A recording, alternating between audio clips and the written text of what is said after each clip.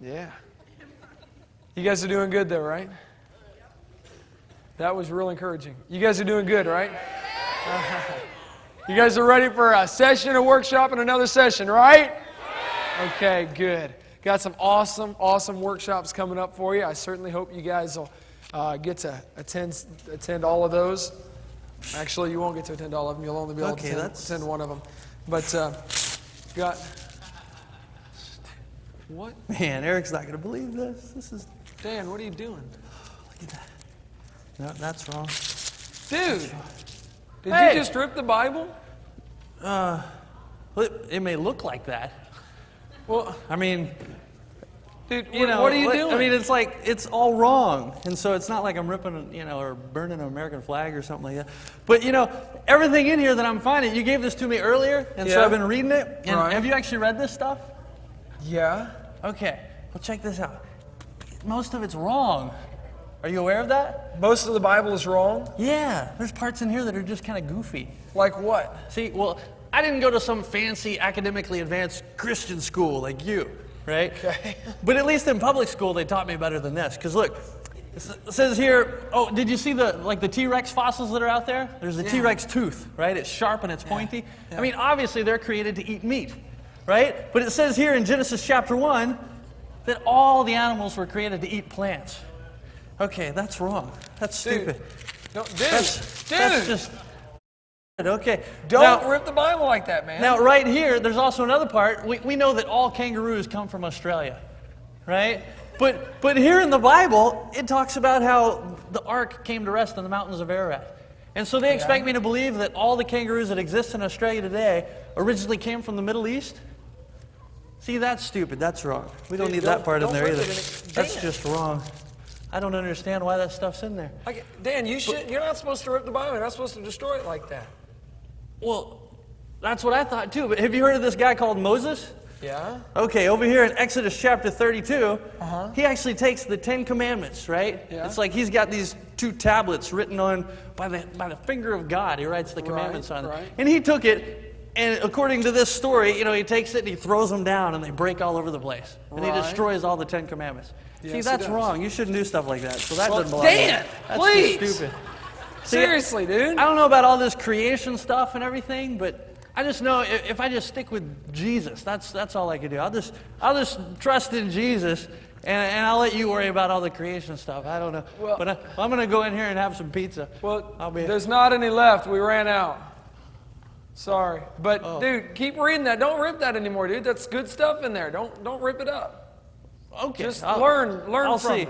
Okay? Well, learn. I'll check it out. Wow.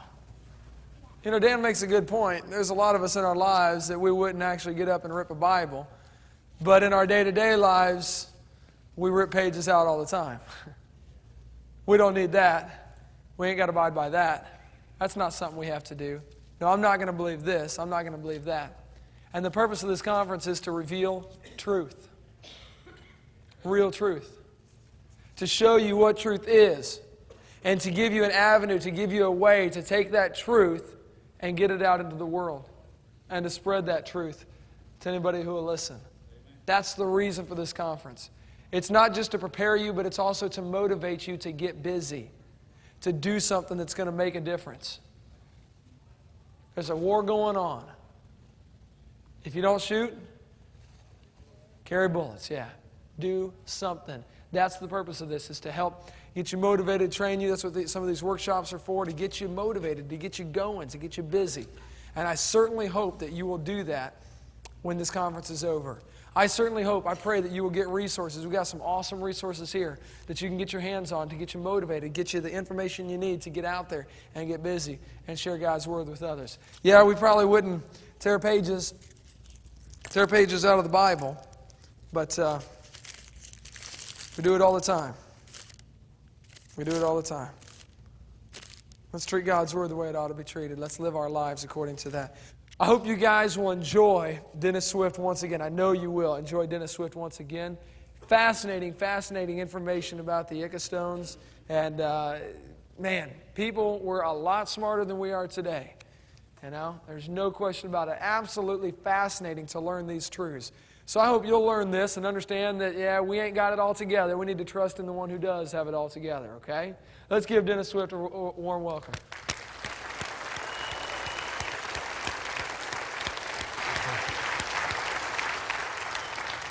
Thank you again, Dr. Swift. Thank you again. Yes. Well, being on this stage platform reminds me of the old MASH TV series. Yeah, my dad was a general in the Army, a general nuisance, and I'm a little nuisance. I'm back to bother you this afternoon. My dad was very patriotic. He laid down the stripes, and I saw the stars. But it looks like I'm seeing stars again. This cap reminds me of my childhood. Bad luck and no love. I didn't have a stitch of clothes until I was 3 years of age, and then my mom knit me a little cap so I could stand at the window and look out. And every Christmas, all I ever got was batteries. No toys, just batteries. Bad luck and no love. My dad did one nice thing for me. He took me for a boat ride 3 miles out into the lake. Threw me out. To swim to shore wasn't bad. The tough part was getting out of the bag. Bad luck and no love. Even my brother didn't like me. He traded me to his friend for a hamster with asthma and 50 cents. Yeah, and then his friend wanted back the hamster. Bad luck and no love. I thought I'd found true love one time. I was on an airplane, and the stewardess looked at me and she said, "You remind me of a movie star." I said, "Really? Which one?" She said, "Lassie." Bad luck and no love. When I was a kid, I was kidnapped, and the kidnappers sent a ransom note to my parents. It said, "Give us $10,000 or you'll see your kid again." The only bathtub toys I had to play with, that parents would allow me to play with, was a toaster and a hairdryer. But then I was eating Sugar Pop cereal, and this is the true part, as a child, and they advertised for dinosaurs, that they had little plastic dinosaurs. If you cut off the box top and sent in 25 cents, you'd get a plastic dinosaur. And I remember being in my grandmother's house, I'd always run out to the mailbox to see if I got my little dinosaur. Little did I know that years later, after attending 9 different universities and colleges and studying for 3 PhDs, I have more degrees than the thermometer. I was educated to be obsolete, that I began to believe that dinosaurs and man didn't live together. But did dinosaurs and man live together? That's our topic this afternoon, and we want to look at that evidence. You know, I don't need to tell this group that scientists say that 65 million years ago the dinosaurs were extinct. If there would be any evidence to the contrary, then evolution would be DOA, dead on arrival. That evolution would melt down faster than the Wicked Witch of the North. I'm looking here at Acambaro, Mexico. This is Waldemar Julsrud. He was a German hardware merchant, and in 1923 he was the co-discoverer of the Chipicaro culture, the oldest in Mexico. But on a sunny day in 1944 in July, he was riding his horse on the side of the mountain of El Toro. He looked down, he saw a piece of pottery sticking out of the ground, and got off the horse, dismounted, dug it out of the ground, and from there they began to find many, many, many pieces of ceramics. When I went to the Schnitzer Auditorium to hear Dr. Stephen Gould in San Diego, California, you know, auditorium is a compound Latin word. Audios to hear and Taurus to bull. That's what you do when you go hear evolutionists. A sanctuary is a compound Latin word. It means the place of the Spirit and truth. We come to hear the Spirit and truth when we come into here. Cosmetics is a compound Greek word. It means to bring order out of chaos. Hello, ladies. But Waldemar Julsrud, this collection began to amass to an astonishing size. This is a hardware store there in Acambaro. This is his old mansion. It was a city block long. It had 12 rooms. And he collected over a period of 20 plus years as they were digging, various people excavating 37,500 artifacts. This museum is one that scares scientists, his collection, because in the collection, as they began to assemble it, was not only faces of people and statues of Polynesians and Inuit people and Egyptians and Negroid faces. That was enough to scare the scientists. But the most disturbing element of the collection was dinosaurs and man together.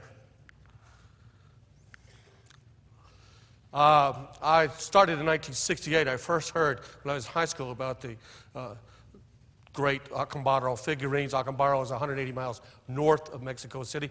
I went down there a few years ago. The collection was in ramshackle cardboard boxes in a storage area. We got permission to get them out. And they had a federal police guy there with an AK-47 guarding the collection as I was taking them out and Don Patton was photographing them. How did I get a hold of the gun?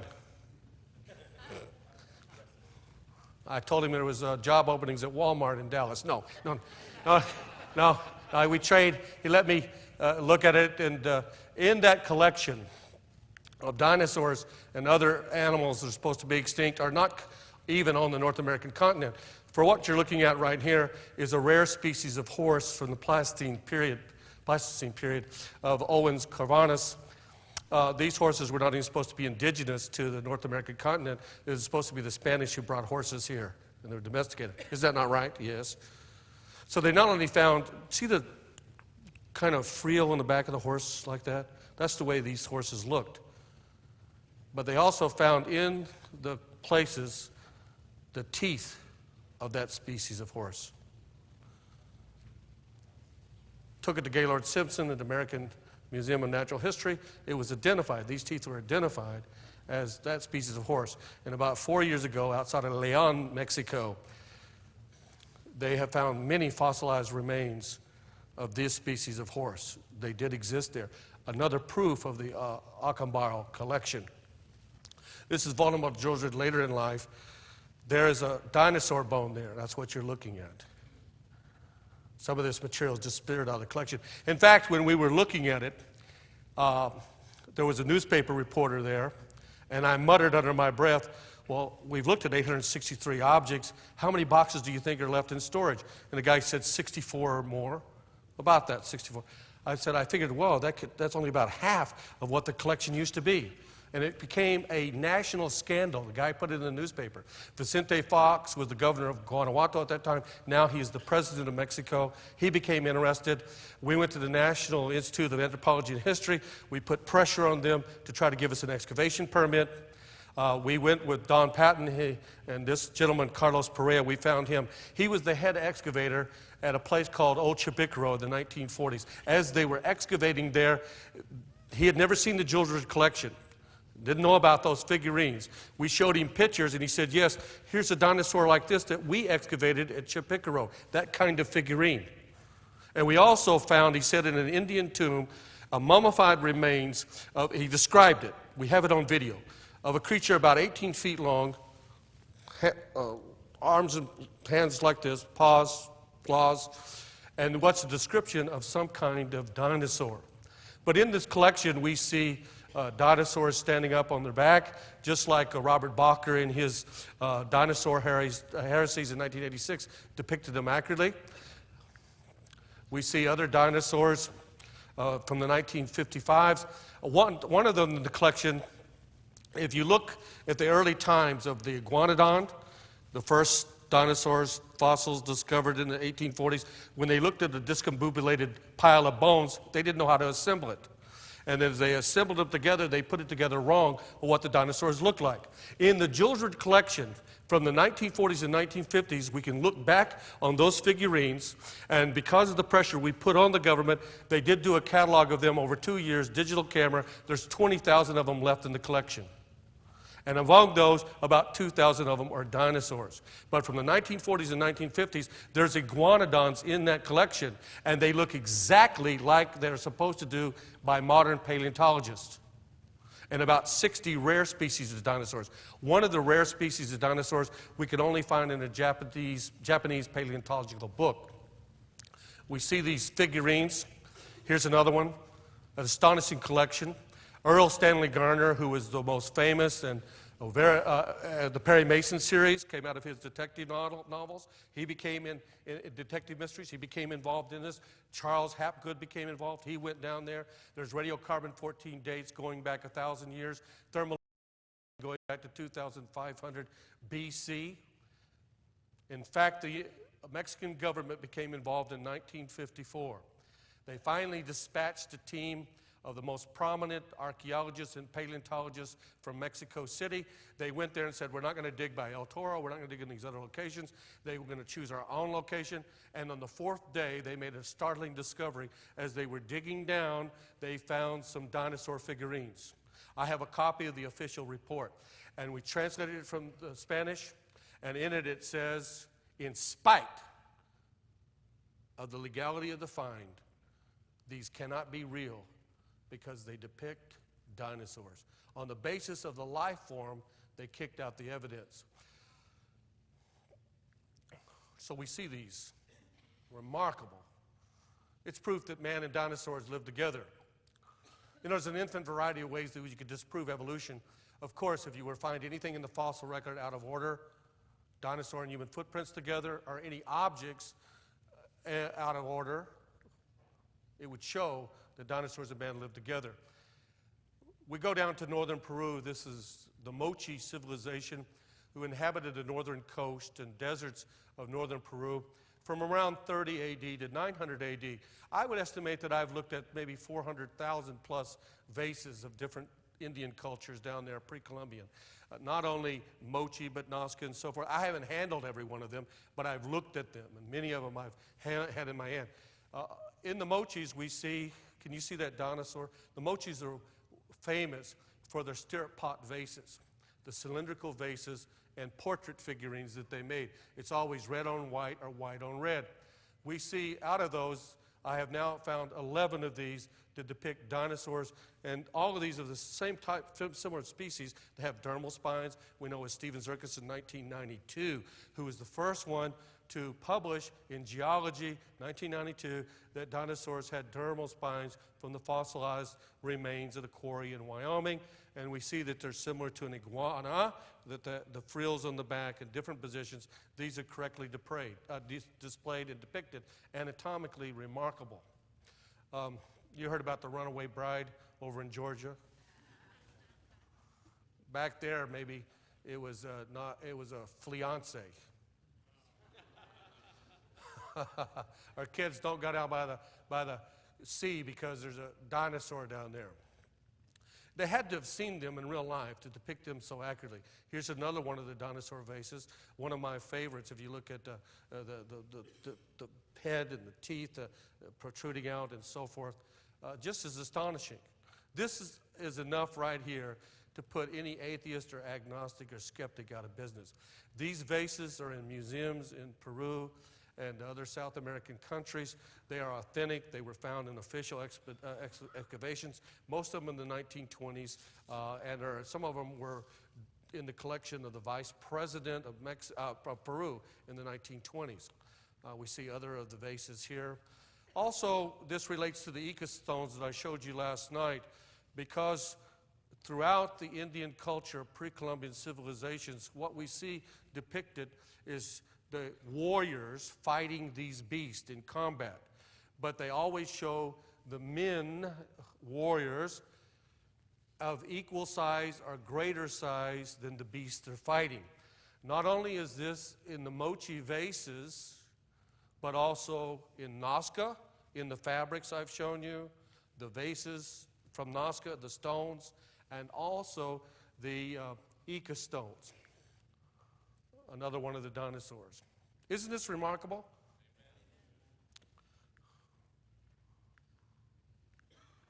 Another one. I just want to go through these for the matter of time that we have here. Another part of their culture was in the Mochi and the Nazcans, in the Mochi was the decapitator. They would cut off the heads of people and they would bury them with the warriors. And in Nazca, about 20% of the graves, you have these trophy heads that they would put on their belts, okay? And here we have a dinosaur creature with a trophy head. What do you have on these stirrup pot vases, cylindrical vases? You have to do a line, they did line drawing painting, and so you have to take, this is an example of them fighting one of these beasts. We go up the coast to Panamericana, and Mochi excavation there. they found a fresco a few years ago. This is a fresco on the wall of a Mochi mound. Can you see the same creature down below? And again, the warriors much larger.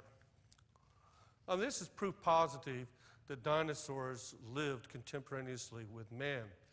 You know, the Jules Ritt collection in Acambaro is a passport for paleontologists to paranoia.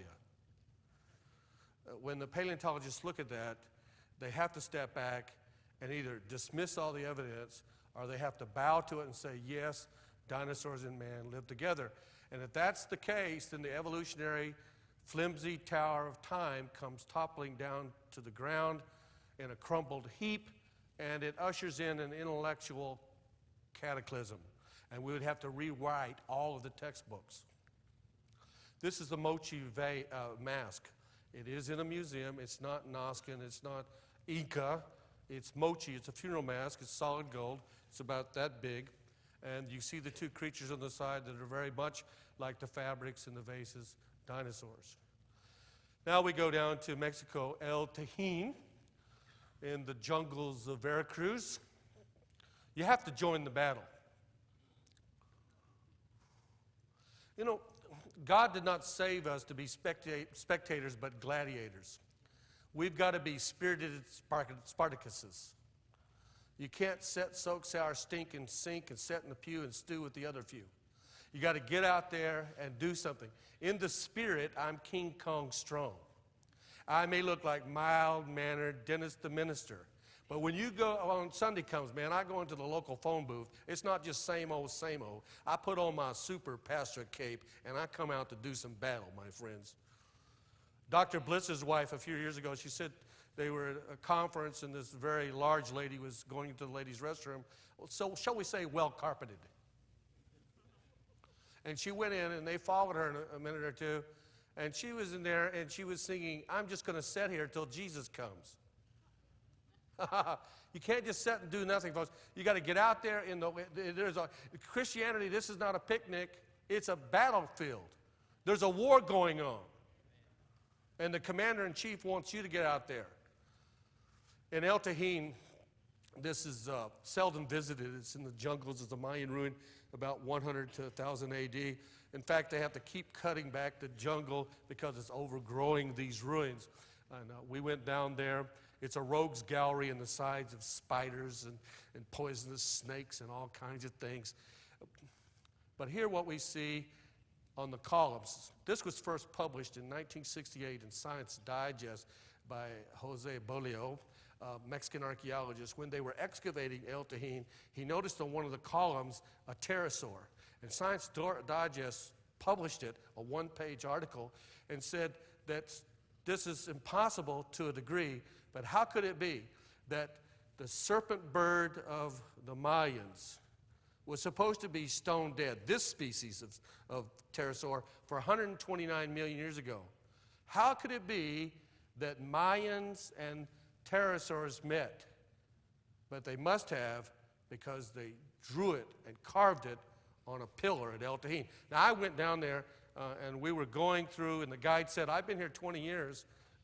This doesn't exist.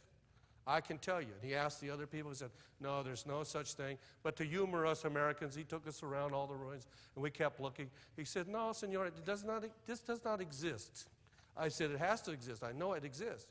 I said, have you checked everything? Yes, we've gone to every ruin, we've gone to every place. And I said, well, do you have a storage area? Oh, yes, we have a storage area. So they got the key, went over to it with another gentleman. They opened up the storage area, and there was the column. And at the bottom was a pterosaur, or pteranodon. It has a serpentine neck, the head crest, all of that. Of course, no permission to photograph. Here's a sketch, one of the books. Now, this is in Utah. I grew up in New Mexico. As I said, it looks like 200,000 square miles of kitty litter. But in 1979, I was at Chaco Canyon, And I studied the Anasazi. The Anasazi inhabited the Colorado Plateau region from about 200 BC to 1300 AD. They exited the area and they disappeared. It used to be a mystery. Now we know that there was a drought. And they just left. They left everything. You know, the last vestiges of their civilization is Mesa Verde. How many of you ever seen Mesa Verde? Okay. But Chaco Canyon is a large complex. And I believed in theistic evolution. But I was going along, and I found a book that had just been published by Fran Barnes called Canyon Country, Prehistoric Indians. And in the back was a reference to the anomalous rock art about a Diplodocus dinosaur down in the area of Natural Bridges.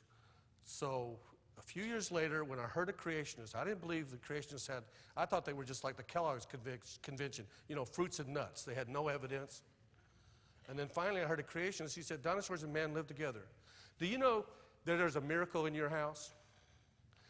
Your future is not out there or back there. It's up there in the heavens. You got to reach down and reach up and pull it down. But not only that, God has probably already placed something in your hands right now that's going to change your life. And that book changed my life because years later when I heard somebody, it popped in the back of my mind. I used to read 3 or 4 books a week, and I did that for about 20 years. I have thousands and thousands and thousands and thousands of books. But that one book changed my life. And I went in there, and I called some people, and I said, let's go looking for that. I went to Fran Barnes in Moab, Utah. He said, I've never seen it. We couldn't find anybody who had seen it, and I searched off and on for it for 6 years. In fact, if you used to go there in this canyon region, which is now part of the Natural Bridges Monument, you used to have to go by horseback 12 miles. And then you'd have to climb down this winding path into the bottom. And in fact, when the Anasazi left in 13 AD, they left everything intact. They left their ruins, they left the pillar posts. Usually they would always take the trees with them. The pottery was left there. In about 1300 AD, they evacuated, and for 700 years, almost no one was ever in that canyon. Maybe a few Ute Indians. The first major exploration of this canyon was 1961, the Audrey Hobler expedition. And under Kachina Bridge is this petroglyph. It's Anasazi. How do we know it's Anasazi? Number one, the Cayente Anasazi were the people who were down in that region into the canyon. It is done by the stipple method. The stipple method, the Indians, this is a 12-foot ledge. I've gone down in there with a ladder. The Indians used to make wooden ladders. It's 12 feet up. The dinosaur is 36 inches long. The tail is about 17 or 18 inches long. I've done a rock art rubbing there before. The desert varnish all around it, heavy patination, takes hundreds of years. Can you notice that? There's desert varnish that builds up over a period of time. We know that it's Anasazi based on the other petroglyphs all around it. A petroglyph is a Greek word. Compound means rock carving. And they used it. They would take a chisel with a beveled end after they drew it out like this. And then they had hammers, stone hammers, and they go with phenomenal accuracy and about 50 to 75 hits per square inch. That's how they made it. I know that. I've studied it. Showing here how they went there and did the stipple method, hitting it. Here's an artist's rendering of it. This is from 1961, the expedition. Polly Shasma, who is a world-renowned authority on rock art. Notice what they say, a dinosaur-like zoomorphic petroglyph. Here's the rock art rubbing that I've done. You can't do that anymore, so don't try it. But I was the one who brought this back into the light of creationism, published on it back in the 1980s and early 90s. How many of you remember that movie, Planet of the Apes? That epic, best blockbuster movie where the astronauts go out into space, and after several years, they come back, and eons have passed by on Earth. And Taylor, the astronaut who's played by Charlton Heston, He comes and he finds it's a strange, weird world because orangutans and chimpanzees and gorillas are walking around upright and speaking, and humans are in zoos. I used to go to the San Diego Zoo, the world's largest zoo, because animals come from all over the world to watch people. And these apes are watching the people, and they capture him and the other astronauts. They got him in there. And then there's Dr. Zaius, the evil gorilla. And he has this, he suppresses scientific truth, and they have a tribunal, and here comes Charlton Heston in chains, and they take him there, and he says, this is scientific heresy. Apes have always been here. Humans are ignorant, and they can't speak. And Charlton Heston speaks, and Dr. Zaius goes loony, and he says, Zara must have performed an experiment on you, and you're a mental monster. And somehow, Charlton Heston escapes, and he jumps on a horse, and he's riding away. And the gun-toting gorillas are on horseback with Dr. Zaius in hot pursuit, and they're going to the forbidden zone. No ape has been in the forbidden zone for 1,200 years. Because when they were digging archaeologically, they had to abandon it because of what they found. And then Charlton Heston and all the people are up in the cave, you remember that? And here comes Dr. Zaius. And Charlton Heston starts there's the ancient diggings of the archaeologists of the apes, and they found these artifacts. And Charlton Heston holds them up and says, see, this proves.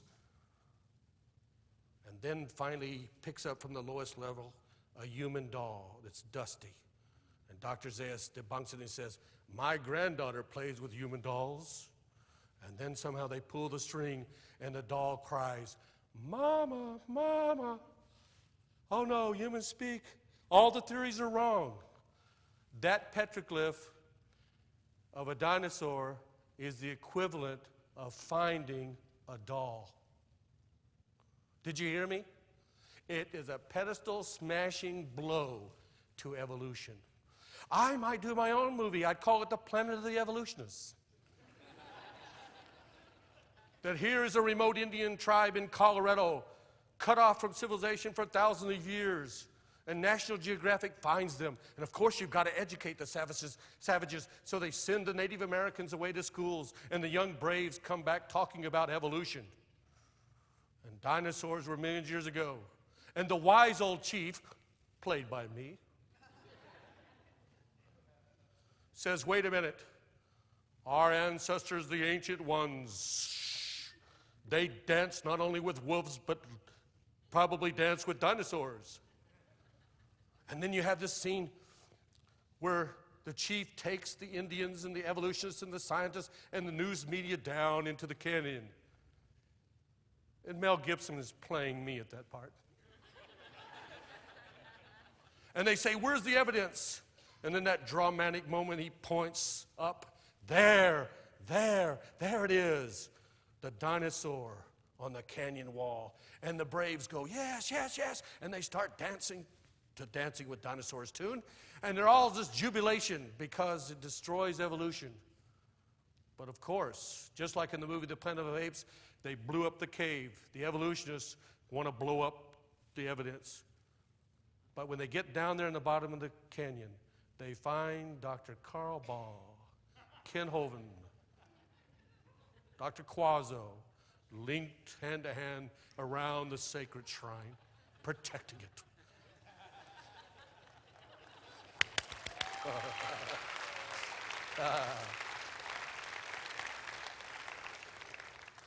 My friend, God a long time ago left some evidence behind. And of course, if they did film the movie at the end, then people would be chanting in the streets, save the planet from the evolutionists. Well, here's the references to, in Barnes' book about the petroglyph.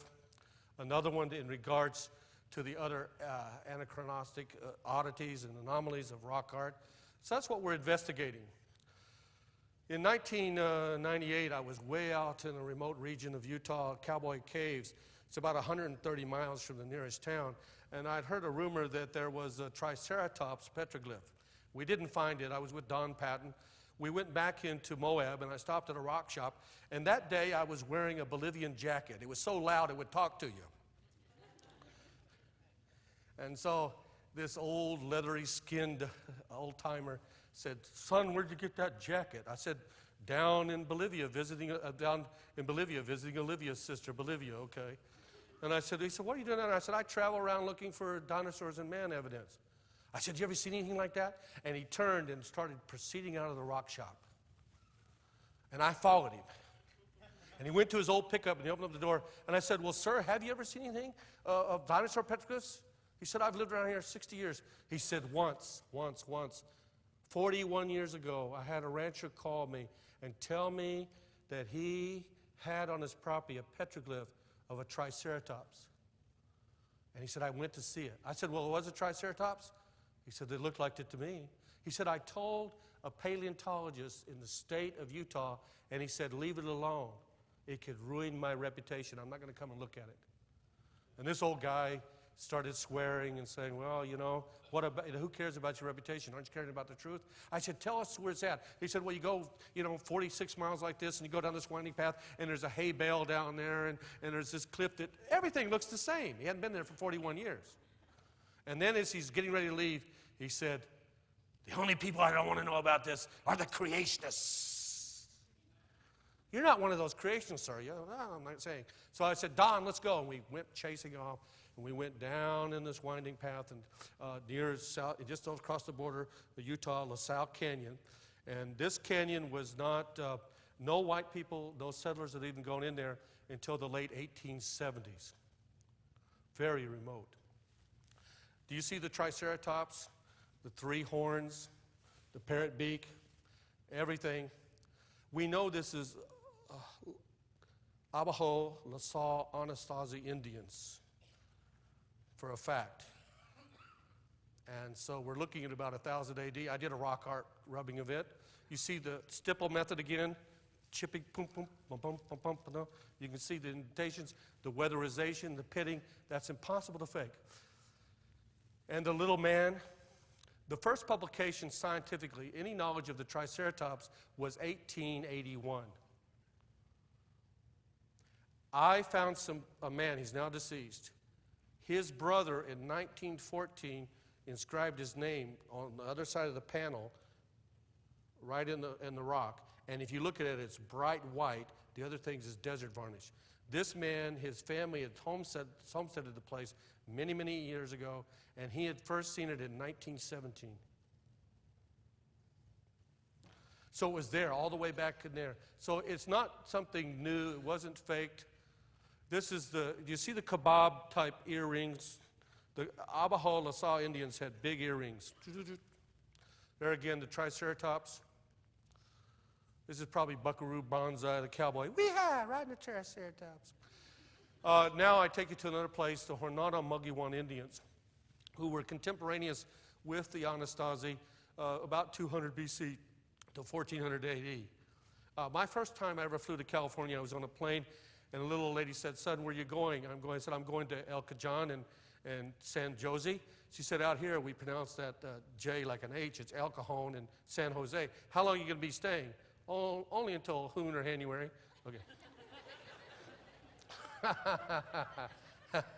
Anyway, it's not Jornada Hornada Mugiwan Indians. You need to pray. Do you believe in prayer? I hope you do believe in prayer.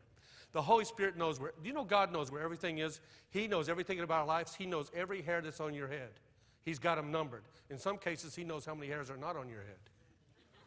He knows your true weight that should be on your driver's license. He knows how many strands are in your wig. He knows your true hair color. He's known every person who ever lived here. He knows everything about it. He knows where every object is. He knows where everything has ever been buried, and He knows about it. And if you'll pray to Him, Jesus said, you have not because you ask not. He said, my sheep hear my voice. Some way there ought to be a dynamic mental image, some kind of prompting by the Spirit of God for you to get off your differential, and God would lead you to things if you begin to pray.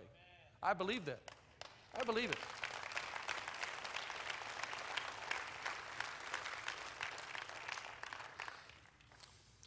Just after 9/11, I felt this prompting to go look for another petroglyph.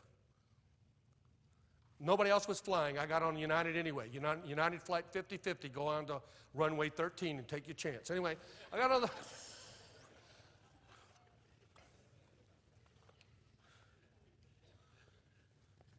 because I'm going to get another star in my cap. Anyway, okay, wait.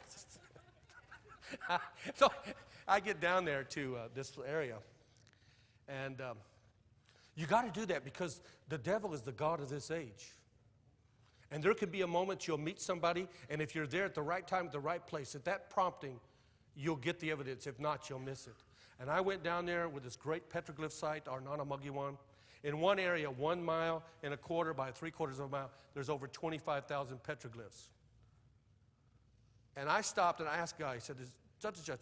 He said, "A rancher said years ago they saw a petroglyph of what he called Godzilla, a Godzilla creature." Now, what do I need to do here? I messed this up. Who's it? Do I put it? Who's the technician, real quick, while I keep talking?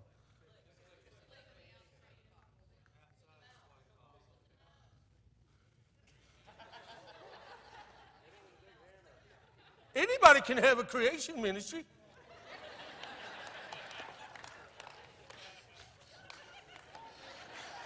Last year, I couldn't even spell preacher. Now I are one. Where's that guy who learned how to speak PowerPoint last year? Where's Lewis? Say it again. Come up here real quick. Come here. Come here. What? Oh, it's marvelous.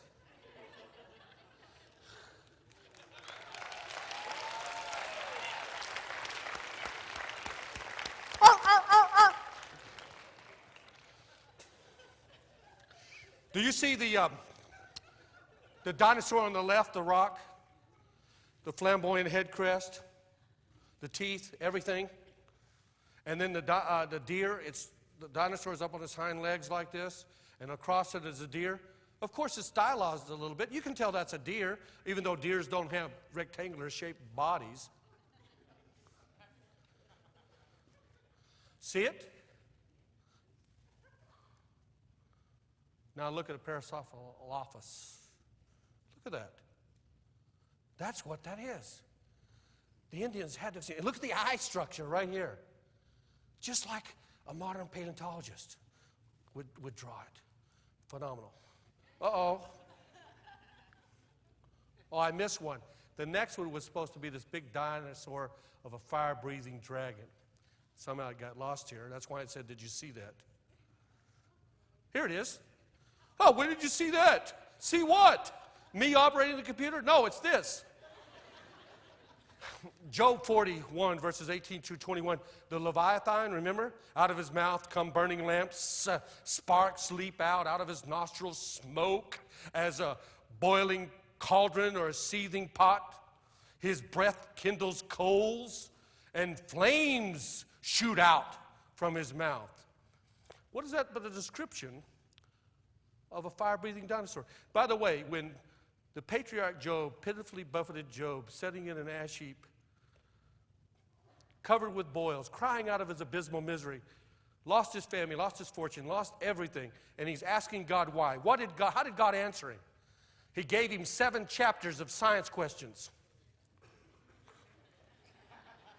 Have you been to the Pleiades? You've been to the bottom of the ocean. Have you done this? Have you seen the chief of all my creation, the behemoth? Have you seen the fire-breathing dragon? What kind of a God is this? We know him, but we don't know him. When you suffer, he gives you science questions. Here's a fire-breathing, the Wapatki Indians, the American Southwest, with the Sonola Indians. This is a very remote, inaccessible location. It's on government land, and you have to get special permission, a permit, and everything else. You have to be accompanied by a park ranger, and you have to hike 8 or 9 miles to this location. Can you see the fire-breathing dinosaur done by the Wapatki Indians? The pitting, the weatherization. From another angle, and there's petroglyphs around it. The Havasupai Indians, you're familiar with this one. I won't cover that link to that. We go to the burial style. This is the Pteranodon pterosaur. It's down in the San Rafael swell region of Utah. I first investigated this in the early 1980s. You can see depicted on sandstone. Many people take this area for granted, but actually it's sandstone. And you look at the pterosaur, 8 feet 6 inch wingspread. And when I first wrote about it in journals, people said, no, it's not a pterosaur, it's not a pteranodon, because look, the wings are billowing out like this. Now we know that some of the species of pterosaurs could hover like a kite hawk, and they had flexible membranes, and they could hover over their prey. Then they said, no, it can't be a pterosaur because of the web-like feet. And I said, well, you know, pterosaurs and pteranodons in swamps, they probably had feet like ducks. Now we have found fossilized evidence down in Brazil in the Santana Formation that they did have webbed feet. Also, you'll notice the flamboyant head crest. According to Robert Bacher, the pteranodons had this kind of flamboyant headgear. Here's a depiction of it here. Also, it's done in hematite. This was done by the Desert Archaea Indians about 2000 BC. They would take a reed straw from the river, a reed. They mixed an emulsifier of egg whites and other materials, and they had minerals, hematite, and they would take it like this. And this is a pictograph, which means a rock painting. And they would spray it. And that's the way that's done. And on the top of the wings, or the pteranodon means 5-clawed, there are claws on the top of the wings. And I've done microscopic studies. There's teeth right here in the beak going out. And then there's a bulbous point at the end. And people said 10 years ago, oh, no, there's no species of pteranodons that had that kind of a beak. Now we have found in Italy some evidence that indeed some species of tyrannosaurs had this kind of bulbous bulb at the end of the beak. The Indians had to have seen it to draw it accurately. And you know the thunderbird, and all Indian legends about the thunderbird, that the thunderbird, when it flew, that the wind and the air would vibrate and the earth would thunder. They were so big. The Inuits up in Alaska say that this bird was so large that it could grasp a small baby whale in its talons.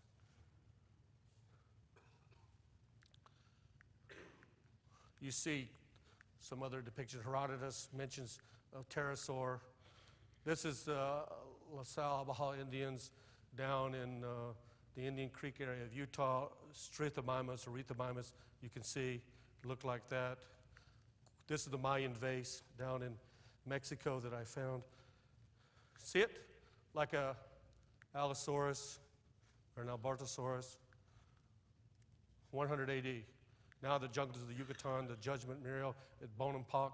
If you look closely at the bottom, you will see these Mayans with headdress, exotic headdress.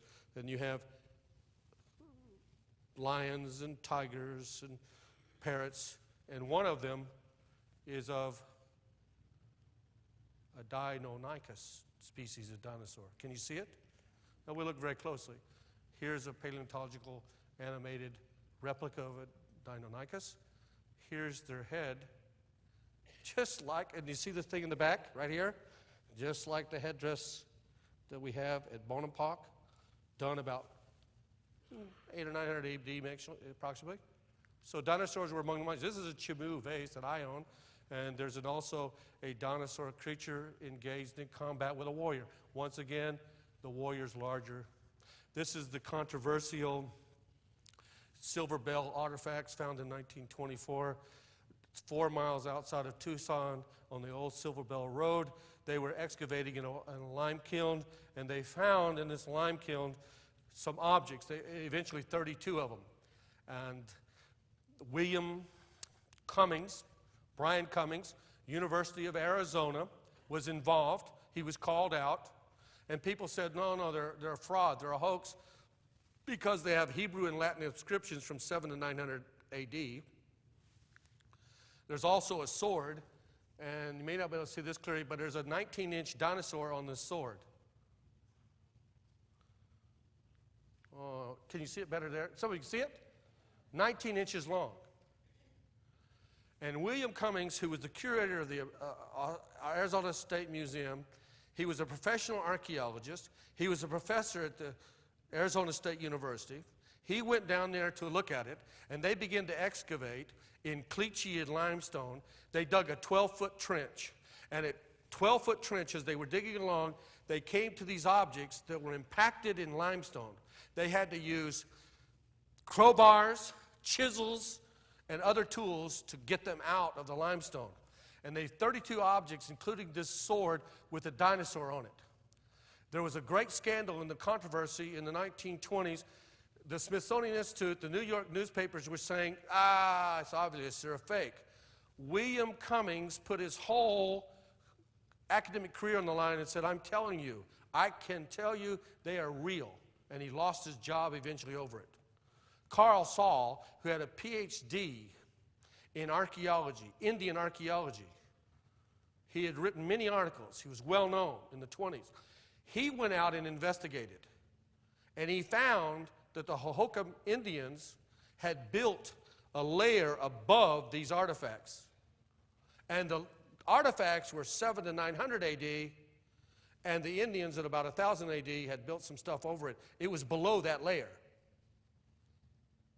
Then William Randolph Judd, he was at the American Museum of Natural History. It used to be called the National Museum. He was a skeptic. He was trying to debunk it. He went down to Arizona to destroy the evidence in the terms of academically as an impossibility. And you know what he wrote? He wrote that it was obvious that the specimens were below a layer of limestone and caliche. They had not been planted there. He said, but he figured that the conquistadors had left them there in about 1540s. They had brought them when they came over across the Southwest. Wait a second, you still have a problem. From the time of the hoofbeats of the conquistadors to the discovery of the first dinosaur bones was 300 years. Of course, they are in a vault at Arizona State University Museum, and they rarely ever take them out. Oh, you know, the Nova TV special, dinosaur and human footprints were found together. This would counter evidence. Ernest Meyer said that creationists have stated that dinosaurs and man were contemporaneous.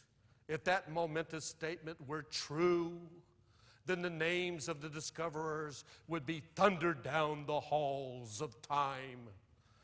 These individuals would be known as making one of the greatest discoveries of the 20th century. I'd like to thank him for the compliment. Evolution is down for the count. I gave up boxing because of my hands. The referee kept stepping on them. I had the champ on one knee the other day. He was on one knee, making sure I was all right. Hey, you know what a woman tells a man with two black eyes? Nothing. She's already told him twice. All right, I mean, listen, evolution loses on the basis of the petroglyphs, the ceramics, the ecostones. Now let's look at some dinosaur and human footprints. Let's go to the American Southwest. When I was at the site looking at the Harnonamungwan Indians, I was praying. I said, Lord, if there's anything else anywhere, please show it to me, help me. And the next day, I took a different route home than I normally would to the airport. And I came to a place there was only 4 people who lived in that area. Only 4. And I was talking with this guy, and I said, "Do you ever see anything strange?" "Like what, you mean strange?" Because this guy was like a redneck rancher, and the guy across the street was a survivalist, liberal. There's only people who lived in town, these 2 families, 4 people. And he said, well, I said about dinosaur tracks or human tracks. And he said, well, I have a friend named Lefty. A few years ago, he was riding horseback up in this canyon. He fell off. The horse bucked. He fell off. And he swears that he saw on this slab these human footprints and dinosaur tracks. Really? Hey, wait, did we pray about this? Does God not know who knows? Does not God know that Lefty lives somewhere in the American Southwest? And that he's Spanish? He's the guy I told about the job at Walmart. No. Anyway, what happened, eventually, several years we went looking, and Lefty had a vague description. We're going up in these canyons, and you're looking at this slab. It's about 10 feet by 12 feet, and on the slab are about 8 or 9 footprints, or some child footprints, in a layer of rock that over 100 million years old. There's 9.5 foot size footprints, 10 foot, 10, size 10, size 12. We have to put a little water on them so you can see them. There's a layer of dust covering them. We had a long time to find them. You see this one? This is humongous. This is 18.5 inches long. Why? We know people didn't have feet that big. 18 and a half inches, that's a whopper, isn't it? That's about a size 26. Shaquille O'Neal only weighs a size 24. The largest size shoe right now in America is a size 44 by a young man who lives down in Texas. I went to Oddball Shoes in Portland a few years ago, and they gave me the sketch, the guy's footprint sketched out. And Dr. Ball has some of this material, and New Balance gave him his first pair of shoes. It cost him over $5,000. Before that, he used to put plywood on the bottom of his feet with rubber hose stuff. Bad luck and no love. And then what happened is he came along, and they gave him these shoes. 18 and a half inches. And it also has 6 toes. Did you know it was a common occurrence among Anastasies we found in their tombs and graves in the American Southwest that a percentage of those people had larger feet, but lots of them had 6 toes and 6 fingers. And in the petroglyphs, you'll see 6 fingers, 6 toes. Here's a giant, so to speak. Fossilized giant, supposed to be 12 feet tall. Remember David in the Bible, 9-1, Goliath? And he went out there with a slingshot. Here's the slingshot 2,000 years old. This is the way the slingshot, they didn't do it like this. They went like this. See? And when he hit Goliath, he hit him right between the running lights, remember? And Goliath said, such a thing has never entered into my mind before. And he came crashing down. The American Medical Journal in 1985 did a study, and they found of giantism that people who become giants, that they have the last part is a soft spot right in their head when the bones form. In a medical article. I'm not a medical expert. I'm Mr. Know a few things, but that's what the medical article said. And David with a rag and a rock, heads begin to roll. And then when he knocked, you know that the ancient Israelites, if you read this stuff, do you know how they practiced? They practiced aiming at the head. It wasn't by accident. And then when he had him on the ground, you know what he did? He got out his sword, and he cut off his head so fast that he didn't even know it until he sneezed. Whatever problem you face, when you get it down on the ground, you better take care of it. Here's a giant, Maganov. He's 9 feet, 3 inches. That's pretty tall, isn't it? Here's when he was 9'4", the world's smallest people, 3'6". Here's some giants in Mongolia, about 8 feet tall. Here's Robert Wadlaw. He was 8 feet, 11¼ inches. Dr. Boss probably got his jacket and his shoes at his museum. He does. Here's when he's a Boy Scout. Hello, mother, hello, father. Oh, there, see? Here's a gentleman who's 8 feet, 9¼ 503 pounds, 1900. This gentleman was 8'6", 550 pounds. This guy was 8 feet 3 inches. Here's a lady who's 7 feet 9 inches. Another giant, Russian giant, 8 feet. 2 giants from the Civil War, 2 giant people measuring each other, marrying each other. This guy was in the movies for many years, Johan Peterson, and he was 8 feet 8 inches tall. The tallest man in the world, Leonard. He was 8'4". I understand he went through a growth spurt. He's 8'7". I got to go quickly. There's the giant footprint. More of the footprints. See the dinosaur tracks? I don't have time. Dinosaur and human tracks. Could I have 2 minutes? Can I have 2 minutes? I only need 2 minutes. Somebody got me 2 minutes. 2 minutes. Oh! 2 minutes. I'm going to quit on this. Turkmenistan is just above Afghanistan, next to Uzbekistan, Kazakhstan, Pakistan, and near Standaman and Cheepistan. It's over there in Central Asia.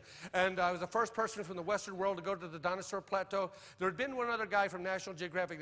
The dinosaur plateau, we got to get out there and find the evidence. That's why I went to Turkmenistan. And here's the longest, 5 of the longest dinosaur trackways in the world are on this plateau on the side of the mountain. And it was so rare. They had never even seen a white person there. These Asiatic and other Mongolian-like looking people, and they followed me around. The translator for me, he had studied English for 30 years. He had taught English for 25 years. He never met an English-speaking person. And they would follow me around. And they're Muslims. They'll cut your head off. But not super pastor. Shakabula. Anyway, this trackway is 1,020 feet long, 311 meters. It's a megalosaur trackway. It's the longest in the world. There's another one, 875 feet. See there, it is the translator's shoes inside it. That's the largest dinosaur footprint we have from the Jurassic. I had made a cast of it. It's 28 inches long, 23 inches wide. Megalosaurus quintuple. We first read about this in Moscow News, 1983, and this was when an atheistic communist empire, and they talk about it. And this is when they were under complete control not to say anything other than evolutionary dogma. And here's what the guy wrote. He said, perhaps our ancestors, far removed ancestors, did mingle with the dinosaurs, because this Russian had gone there and seen dinosaur and human footprints together. Kurban Aminazov, Turkmenistan scientist, educated at Moscow State University, PhD, he wrote in 1986 in the Russian journal Around the World that he studied this, and he said that these human footprints, or hominoid footprints, are from the Jurassic time. They're not 5 or 10 million years ago, but at least 150 million years ago. How could it be that dinosaurs and men were together in the same place? They think this was like an ancient lake bed, but I believe it was the flood. And these creatures came together. There's also the spiral-horned goat tracks. There's mammal tracks on the same plateau, human tracks and dinosaur tracks. Alexander Bushov in Pravda in January 31st, 1995, he wrote about these footprints that he had seen. And you know what he says? He says, well, wait a second. It probably wasn't humans. It was aliens who came down in their bathing suit and promenaded along with the dinosaurs. Who says scientists don't believe in miracles? I do believe in UFOs. How many of you believe in UFOs? UFOs, uncommitted, free-loading onlookers. Every Sunday we have them. Section A, Section B. Okay. Here's the footprints. There's about 6 human footprints, full footprints, 2 half footprints, but they're size 43, triple E. Oh, that's Russian, though. American, it's 9.5. We have the guy putting his footprint there. Here's an example of the footprint, right? One of these footprints. We made cast of it, latex cast. See this? The footprint. Dr. Baugh has these. He's going to make a copy. Is Carl Baugh here? What a fine gentleman. Oh. People have asked me, whatever happened to Osama bin Laden? When I was in Turkmenistan, they have the pictures. He was eaten by a T-Rex.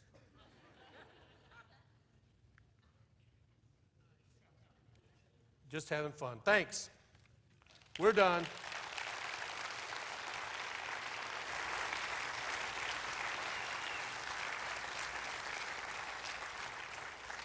Hey, let me introduce to you real quickly Dave with Animal Alley Ministries. Come on up here, Dave. Sure. Dave. Yeah, give him a hand. Dave with Animal Alley Ministries. Thank you, Eric. He has been educating and entertaining your children with live animals, and it's absolutely awesome. I mean, your kids, have they told you how awesome the animals are? Absolutely awesome, man. Having a great time. So we appreciate Dave being here. He's got a booth. I wanted to give him a little time to tell him a little bit about his ministry for you guys, okay? As Eric said, my name is David. I'm with Animal Alley Ministries. Our ministry uses real, live, exotic animals to teach how to be a better Christian and teach creation and a few other values. We go churches from Maine to Florida to California. We hit about 200 a year. We've been working with your kids here today, so they probably have heard about us a little bit because the kids are having a lot of fun. Yeah. I brought one of my friends over, which I'm going to get out in a minute. Okay? By the way, Eric, by any chance, do you know, if you don't know, it's okay, do you know what the laziest animal in the world is? The laziest animal in the world is my brother. Close. I thought it was your... Yeah, actually, he's up in the sound booth doing the videotaping, and he's doing an awesome job up there. No, I would guess a sloth, but I don't know. You're right. Is it? A tree sloth might move like 10 feet in a day. It can die and be hanging from a tree for 3 days before it falls to the ground. You're kidding. Now, evolution teaches us that the best animal, the quickest, the strongest, survives. That's a good point. That is the weakest, dumbest animal I know. Of the 4,400,000 animals, I wonder how some of them survived. It wasn't for the Lord creating them all. I have one of my friends here today, and we have him up here on purpose because he volunteered without knowing about it to hold this animal for us. Who did? So, you did. I did. Yes, you did. Let me get him.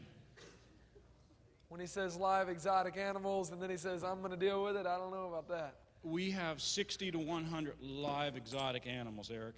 This one here is given to us from a TV show. He's been on TV more than your dad. Wow. So, and that's a lot that's hard to beat. This guy here, you guys get TV down Florida, right? You guys get, it's Animal Planet by any chance? Animal Planet, yeah. Animal Cops. This one's by Animal Cops New York City. The state didn't know what to do with it, so they gave it to our ministry. We teach with it, and I'm going to get him out. Eric, would you put your two hands like this, please? No. Eric, Do I trust me. I get to keep my two hands after I do that? You get to keep your two hands. Remember, he came here with 2 fingers, okay? This guy here was secured earlier. My son did it. And Eric, for your safety, we took all the proper safety precautions. Holy cow. This animal is a friend of ours, which your kids were petting earlier. Oh, my goodness. Here you go, Eric. Our Lord created 34 species of crocodilian. This is one of them. This is an American alligator. He's a seizure from New York City. When he grows up, he can be 6 to 9 to 12 to 14 feet. Oh, my. The Lord created him as a perfect hunting machine. He goes very fast, and this jaw has 3,000 pounds of pressure when he goes up. And right now, for his safety, we went to Walmart and got the best electrical tape we could get for 38 cents. Okay, Dave. So, Dave. and he has a very powerful jaw. So we go around teaching. I'm going to take him back so Eric can keep his fingers, okay? Thank you. Thank you for the time, I'll hold Eric. the mic instead. Oh, boy. Thank you, Dave.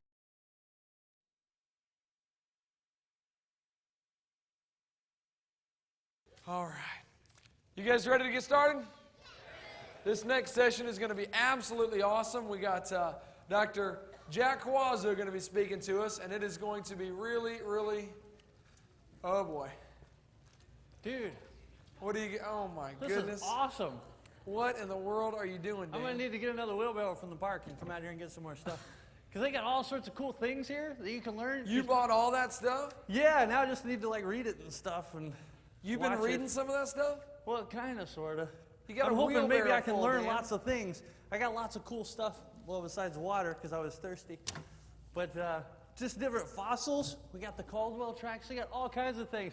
Actually, while you're up here talking, I don't want to listen to that, so I'm going to be out there like buying stuff. Cool. It's going to be pretty You neat. know, actually, Dan, if you studied that stuff, you probably could, travel around and speak on creation. Yeah, I don't know about that. Man, I don't think there's any way that could ever happen, because like, all the things you have to know, like, where did Cain get his wife? You gotta know the age of the earth. Was there a worldwide flood? I mean, to be a good creation ministry, you gotta know at least like 6 or 7 things. Yeah. So I don't think that'll happen. You don't think you can handle that? But I did get to get one of these cool little T-Rex brains. Cool. Huh? From John Gusty, from the fossil shop?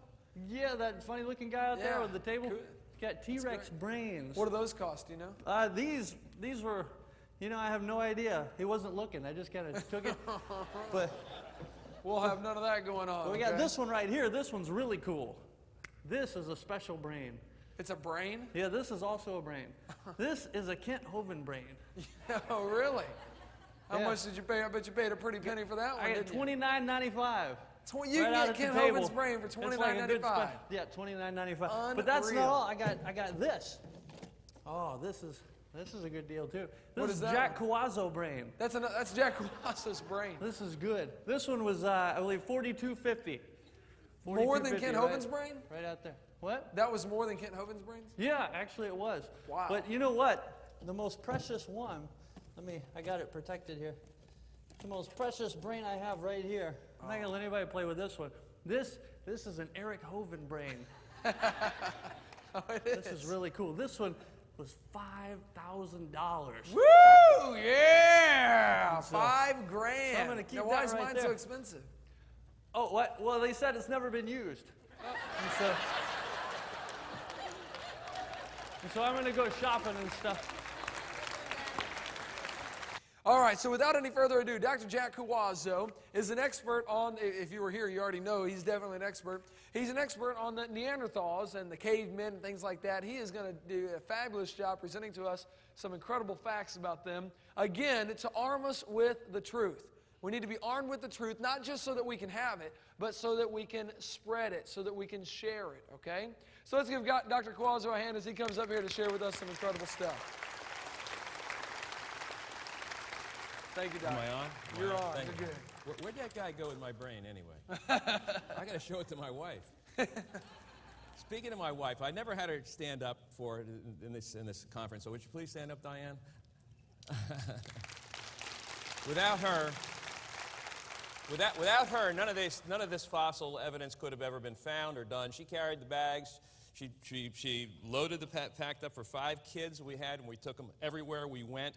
All through Europe and the Middle East, and it was just major expeditions whenever we went places, and spent a month or so looking for evidence, and she was the one who put it all together, and I just kind of went along and found this and found that and took x-rays, and that was that. But I want to talk to you this afternoon about ancient man and some of the discoveries that I have found. Can we lower those lights a little bit, because you're not going to see, I've got some x-rays up there, you're not going to see the x-rays at all. But the questions about ancient man. First of all, who was he or who were they?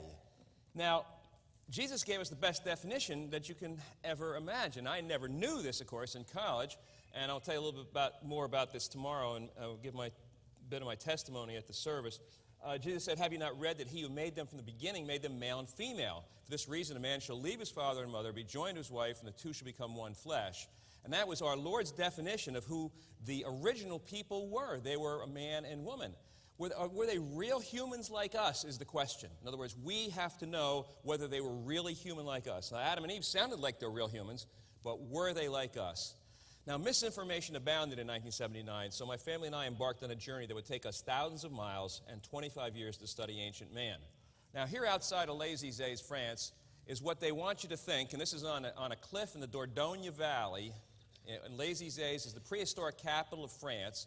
And as I mentioned earlier this morning, it's a real big business. The prehistory business is quite a popular business, quite a lucrative business in southern France. This is a statue of a Cro-Magnon. It's like filet mignon, but it's a Cro-Magnon in our language, Cro-Magnon in theirs. And he's hunched over and stooped over and very ape-like. And this was the portrayal that they would like you to have, at least in 79, and he might still be there now, I don't know. I don't think they've taken him down. It was a pretty big statue. But is this a true representation of ancient man? And the answer to that is no, and we have to overcome all these misrepresentations like this before we can know the truth. Because ancient man lived hundreds of years ago, so he or she couldn't have been exactly like us, and ancient man lived thousands of years ago. And as we know, Adam lived into his 900s, Noah lived 950, Shem lived 600. They couldn't have been exactly like us. You've talked to cardiologists, you talk to my friends in the hospital, I'm on a staff of a hospital, you talk to any of my physician friends, and they'll tell you there's no heart that can go 600 years. I can tell you teeth won't go 600 years. And we know that for a fact, that the type of mechanisms that we have going in our body today are good. They're fearfully and wonderfully made, but they're fallen.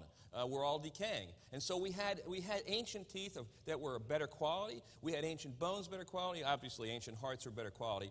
And these ancient people were ancient quality. But how can we know anything about them?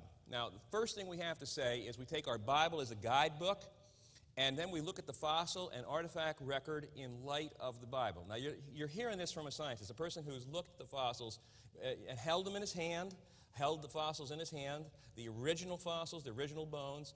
And I'm saying the Bible must be taken as a literal book of scientific nature, where it touches on science. And, of course, it isn't a science book, but where it touches on science, as Dr. Francis Schaeffer would say, where it touches on science, it touches on truth. And then we look at the fossil artifact record through the lens of the Bible. Now, how do we do that?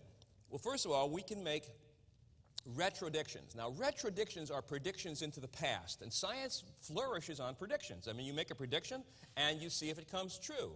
I mean, they've done that with space. They've done it with chemistry and biology. I have a son who's a molecular biologist. They do this in molecular biology. You do it all over science. You make predictions based upon your hypotheses, and then you form theories and so forth, and by that way, you proceed along the scientific method. And the scientific method is based on making predictions. Well, we're making predictions into the past, and they're called retrodictions. Now, our retrodictions are based on biblical absolutes. Now, the biblical absolutes are the highest level and that we can go. We have absolutes that we know are absolute regardless.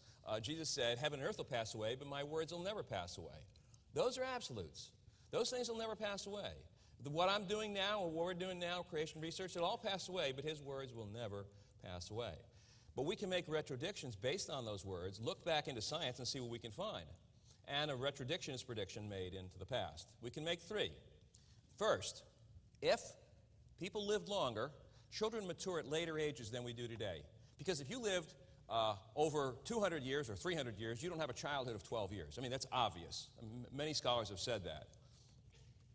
Humans had extended longevity. The Bible says that. The years before the flood and for a short time after the flood. That's a retrodiction that we can make based upon the absolutes of the Bible.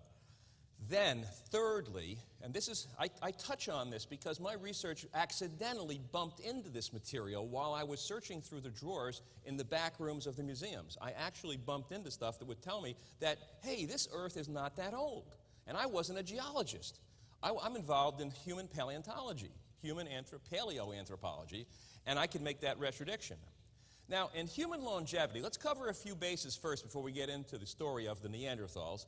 In the area of paleoanthropology, that's the study of ancient man, evolutionary scientists have known for a long time that evidence for longevity, slow maturation, and slow growth were present amongst Neanderthal remains. I mean, they've known that. And it's obvious to me that they've known that because I've seen how they've tried to cover it up. Can we lower the lights a little bit more, too, because we're not going to see the slides that well if it gets too bright. So I know that they know. And I started to know that they knew right from almost day one when I saw. They did everything in their power to hide these facts from the public. It was too biblical. What made matters worse was some Bible-believing people back in the early days of this discovery of these Neanderthals that blamed Neanderthal form on disease.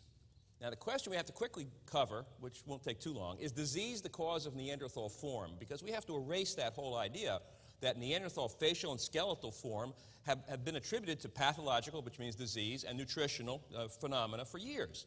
This represents an attempt to classify them as non-evolutionary features, put them on the shelf, and thereby close the issue. Now, there's lots of theories going around today that Neanderthals were caused by the basic configuration of the Neanderthal face, and their bones are caused by arthritis deformans, syphilis, and rickets. Those are the 3 things. Let's take them one at a time.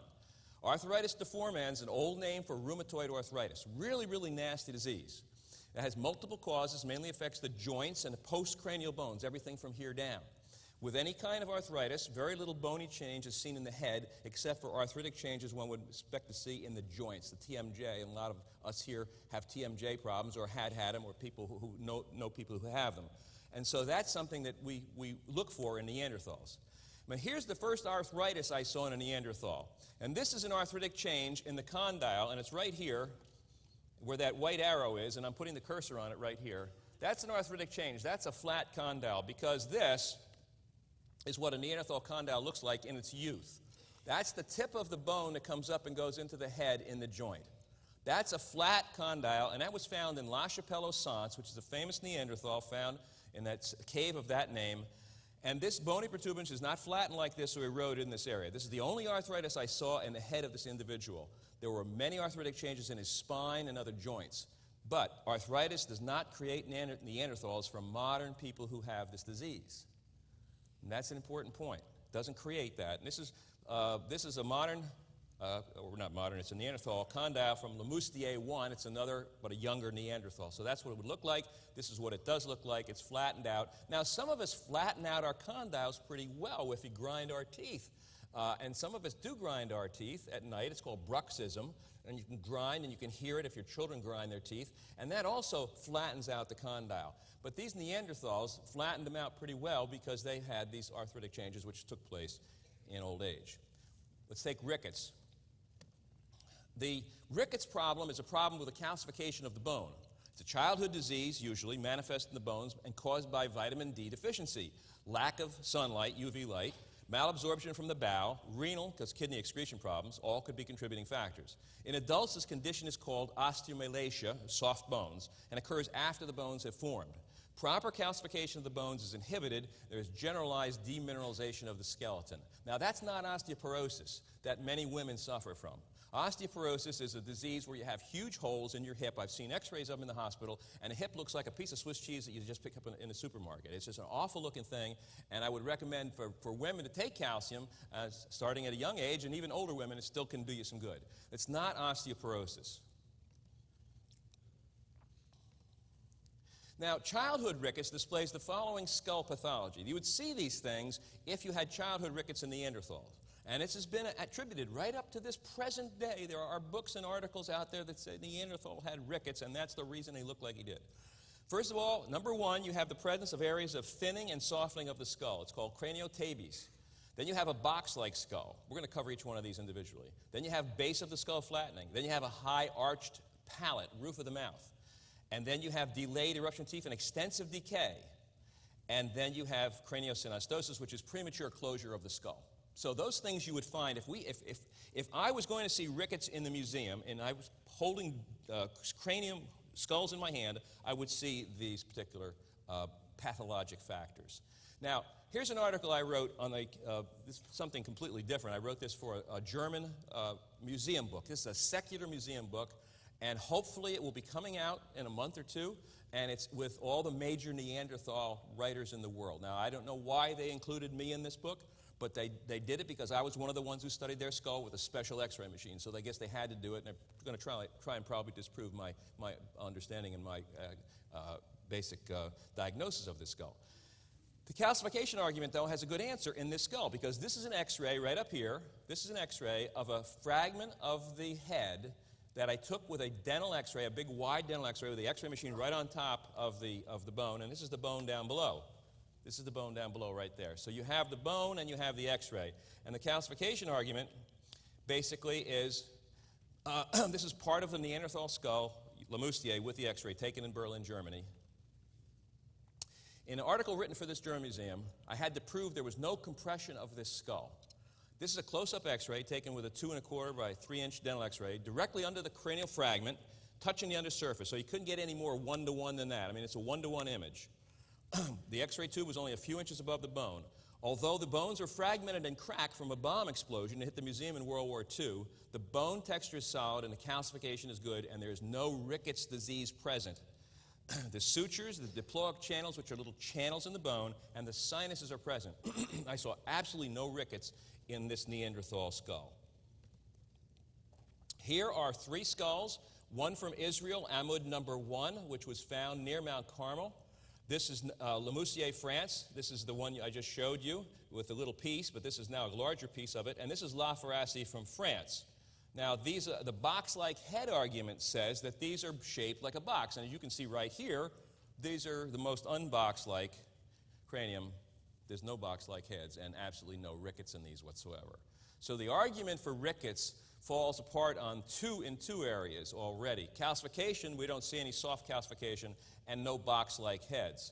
Now, we're looking at one of my patients here on the upper left-hand side, and that's a high roof of the mouth. Now, I worked on cleft palate patients for about 12 or 15 years at St. Barnabas Hospital in New Jersey, the Regional Cleft Palate Center, so I know high arched roofed cleft palates, and I know high arched roofed mouths, and Neanderthals don't have it.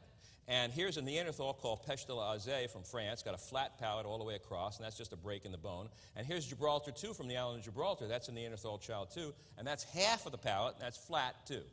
So we don't have high arched palates like my patient had here on the left. If everybody can see that. I don't know if anybody can see. Can you turn the lights down a little bit so we can see that high arched palate? Because if you can put your finger way up in there, way up in this point up in here, can you turn it down a little bit more so they can see that? That is right here, right in the center, right up there.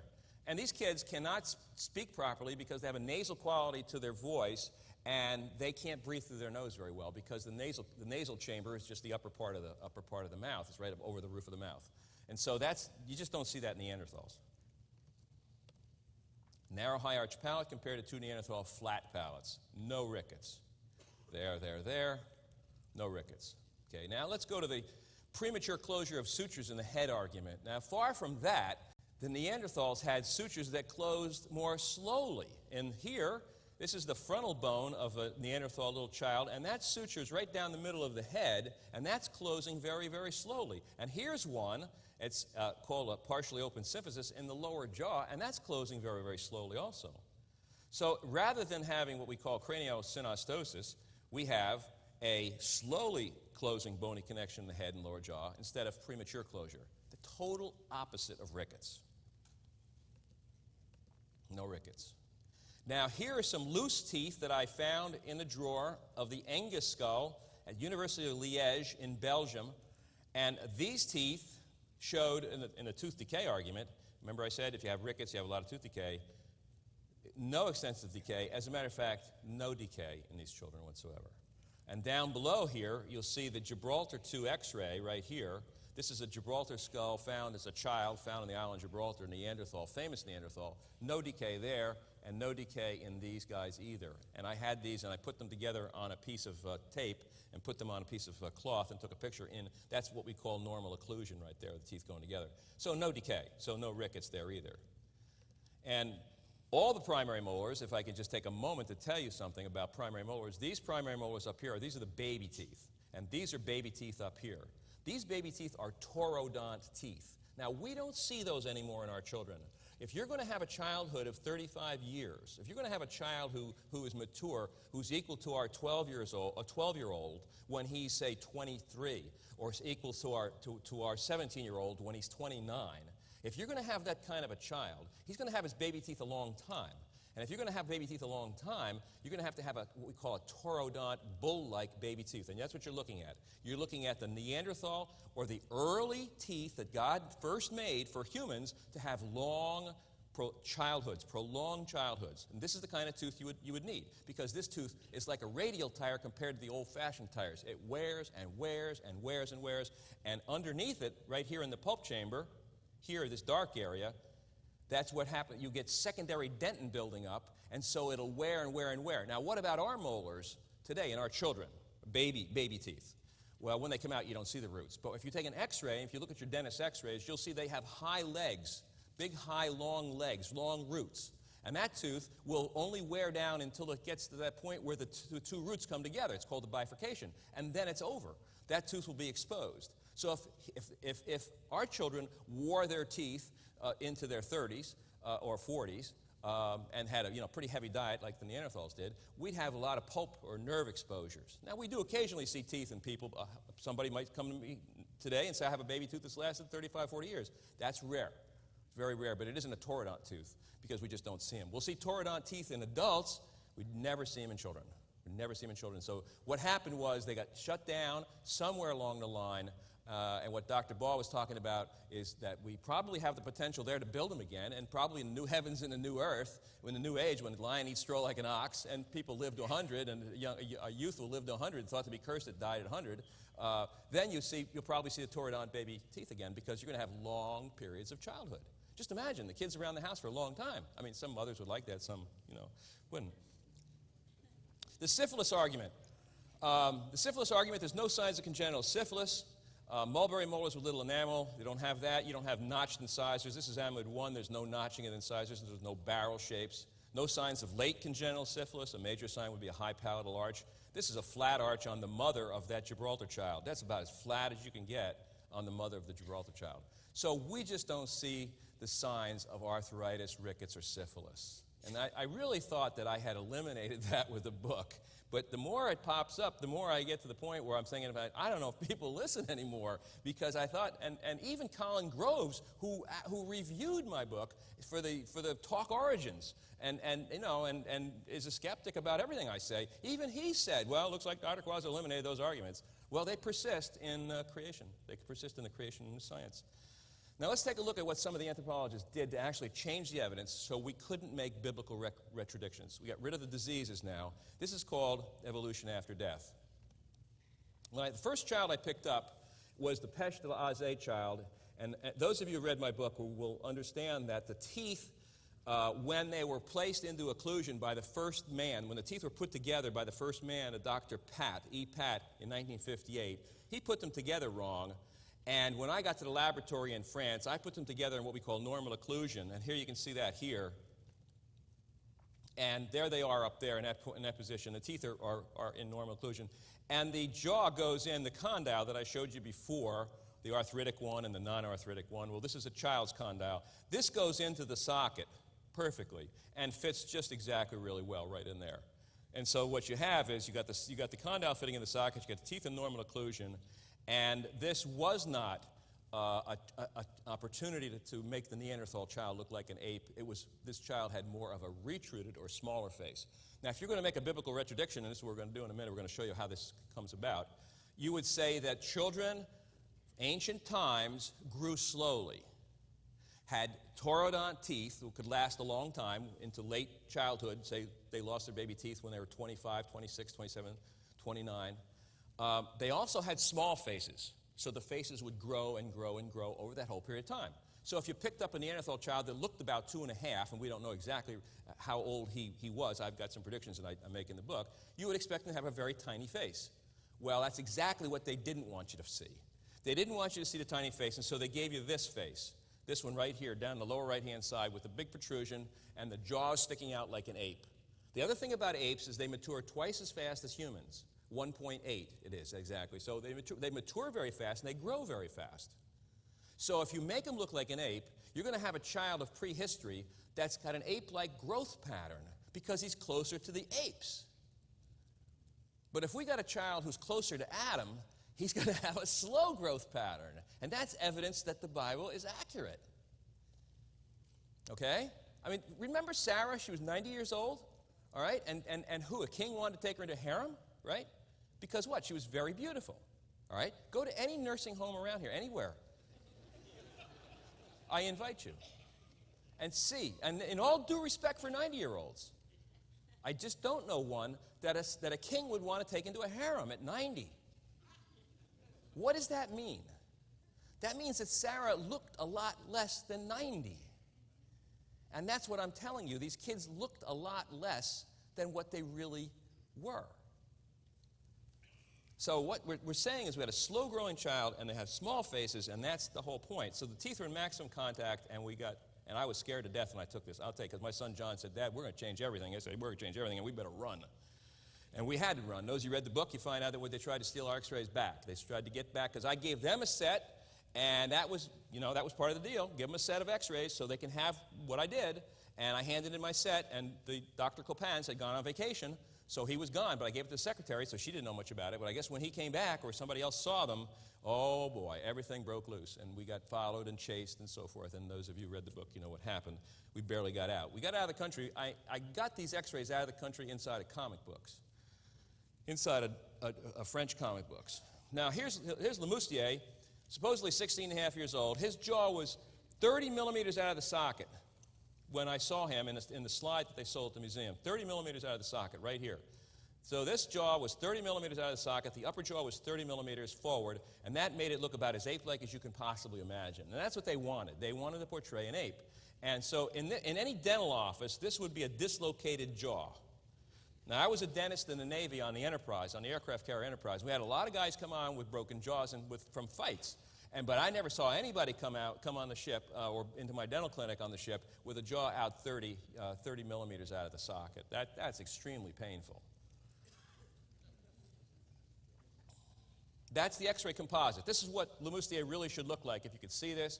Perhaps you can see it over on this side. That's the composite by me taking all the x-rays of all the pieces and putting them together on paper. Putting them together on paper. And that's what my German article is about. And that's what the German article is trying to show, because that's a baseline. That's a Neanderthal baseline of a teenager who's probably 29. Now, it doesn't make any lot of sense, I know, but that's the way it was. He was probably 29 or 30. University of Liège, the skull that grew after death. Now, here's the real problem. SPI1, that looks like spy, is an adult Neanderthal from Belgium. Its cranial length is 216. I don't have a picture of it, but just take my word for it. It's 216 millimeters. Angus 2, which I do have a picture, and I'll show you, is a 4.5-year-old child, supposedly, from Belgium. Its real cranial length is 164. This is 76% of SPI1, when it should be at least 86%. Now, remember what I said, that these skulls are small? They're small for the ages that they give. Well, they realize that. So I go to Belgium, and I measure the skull. in 81, something like that, 82. And a PhD candidate comes over from the University of Pennsylvania, Nancy Menu-Purvis, and she gets her PhD, and she writes that Angus 2 is not 164, it's 176. She adds 12 millimeters to it. And it became 81% now of the adult, and that's an acceptable range. So now we can't deal with this little small skull because that's too biblical. That means in order to get to be a big skull, it's going to have the world's fastest growth rate, faster than apes, or a long time. And that's the problem, a long time. And everything that they see that requires a long period of time, they change. I absolutely guarantee you that, because that would demolish the fossil record of coming from apes. Because don't forget now, apes are twice as fast as us, so we came from chimpanzees, so we start very fast developing, very fast developing, very fast, slower, slower, slower, slower, slower to us. Okay? That's their side of the story. Our side of the story is we're slow developing. We live 900 years. Our kids get their baby teeth, and they keep them until their 30s and maybe 40s and 50s, maybe back early when people were living 900 years. When they were living 300 years, they kept them until they're 29, 30.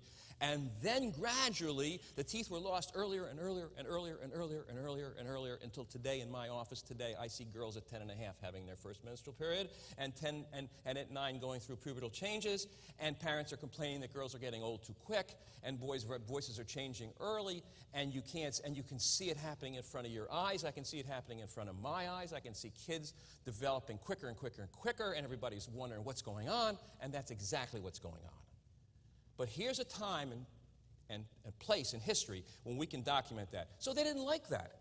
They didn't like it at all. And so what they did was, Nancy did, there's a ruler laying right on the bottom surface of this skull. If I can get this cursor up here properly, here it is. There's a ruler. Now, from here to here is 164 exactly, 79.5 millimeters. From here to here, the two whites on this side is 164. She made it go out to the black line, right there, 176, clear outside the skull. I mean, clearly way outside the skull. So what we're talking about is, if you can see it, you can't see it on either one, and that's the problem. Could you lower those lights so you can really see these lines? Because this is really important. The black line is outside the skull on both of these. Can you lower them really down? Can you get the big bright ones? Is that possible? No, it's impossible? All right, well, take my word for it. She increased it to 176. 12 millimeters in length was the increase in order to avoid embarrassment of a small skull. Now, when I was in the lab, the Musée de l'Homme in Paris, in 1979, a human paleontologist cut the chin off the lower jaw of Laquina number 5, and that was a skull that was excavated in 1911. When it came out of the ground, it had a chin. You can see the arrow pointing to the chin right there on your left. That's the first cover for Buried Alive. We have a second cover for Buried Alive now, and they changed this, and they put it on the back cover of this picture, and much to my consternation, they made it much smaller when it's a major point. But again, you lose a lot of control when the book company has the authority to do what they want to do. So this was contested by Colin Groves in the review. He said, that's plaster. Well, if that was plaster holding the teeth in, there's no plaster around those teeth. That's chin. And that guy was cutting it off while I was there. And the reason he cut the chin off was because apes don't have chins. And he wanted to make it look more ape-like. Now, that's not fair. And I've been to a lot of churches, a lot of audiences, and I've told it to a lot of people, and very few people believe me. I'll be honest with you. Well, if somebody raised their hand and said, if I did that in my business, I'd lose my job. I said, well, exactly. But they don't. They don't lose their job. They get points for doing this. And in 1979, this is what it looked like. As a matter of fact, he brought it over to me, and it was hot dental compound. He had taken all the teeth off, and you never do that. You never take all the teeth. You take all the teeth off, and you cut down the bone on the lower jaw. You cut all the bone out, and you put hot dental compound. Now, my dad was a dentist, and I worked in his office when I was 12 years old, and I worked with hot dental compound, and I made little funny animals, and I did everything with it, and I know hot dental compound, so when he brought it over to me, I knew exactly what it was, and he said he just molded this around, and it was in the shape of an ape, and the original jaw shape was not that. The original jaw shape was not ape-like, and what he did was he shaped it like an ape. All right, so I said, well, what do you want me to do? He said, well, you're an orthodontist. What does it look like? I said, well, it looks okay. It looks ape-like. And he said, I said, can I take a picture of it? He said, sure. So I got that picture. Right now, he didn't know it's going to appear before creation audiences. But that's what it is. That's what they do. I mean, Paul said, what do? They suppress the truth and unrighteousness. right? And why did we get in trouble? Why did we get chased? There's why we got chased, right there. If you want to know why the French, whatever they were, CIA or whatever, tried to knock us off, that's why they tried to do it, because of that. And these things went into a police station when I got home from France. They went into a police station. I had a Christian policeman friend. Now, can we still make retradictions based upon this evidence? Yes, if you put them together right, you can still make retradictions if the corrections are made. So we're starting out with the first retradiction, children matured at later ages, we do today. All right, we used the skull. I told you about that. You've already seen it, so I won't spend too much time on it. But at the little tiny skull, an Angus Belgium skull, really shows the smallness, the size of the head, and the fact that it grows slow. And in order to get to be a big skull, it's got to grow at world's records, which they will not admit, and it has to be a long time. Okay. Second, this is really important, because this is really crucial. The little child from France that we were supposed to be, I put the jaw in the normal position, they had it way out ape-like, has some lines going through the head. Now, the lines going through the head, specifically, are a line going through, we call this the Frankfurt horizontal. It goes from the ear to the eye plane. It's that red line right there. And then this one just is a parallel line down below it. And what I did was I drew it. This is the original X-ray that I took in the French Museum. And it goes through the tracing right here of this skull. And so the palate is in green right there. This is the hard palate, the actual palatal angulation. If you looked at yourself from the side and you looked at the palate in an X-ray, you would see this green right here. And ours doesn't angulate like that, but this is what you would see. Okay, so now what we'll do, it shows a very, very small face, and the angulation of the palate is minus 14 degrees to that red line. Our modern 2-year-old male palatal angulations is 0. There is the green coming up over on the right side, and that shows you the angle of the palate. The green on the left side shows you the same thing, the angle of the palate. And what this turns out to be is a very, very angulated, tipped up fetal position. So here's a child that's born. He may be 2, he may be more. I think he's more. And he's got a fetal position of his upper jaw.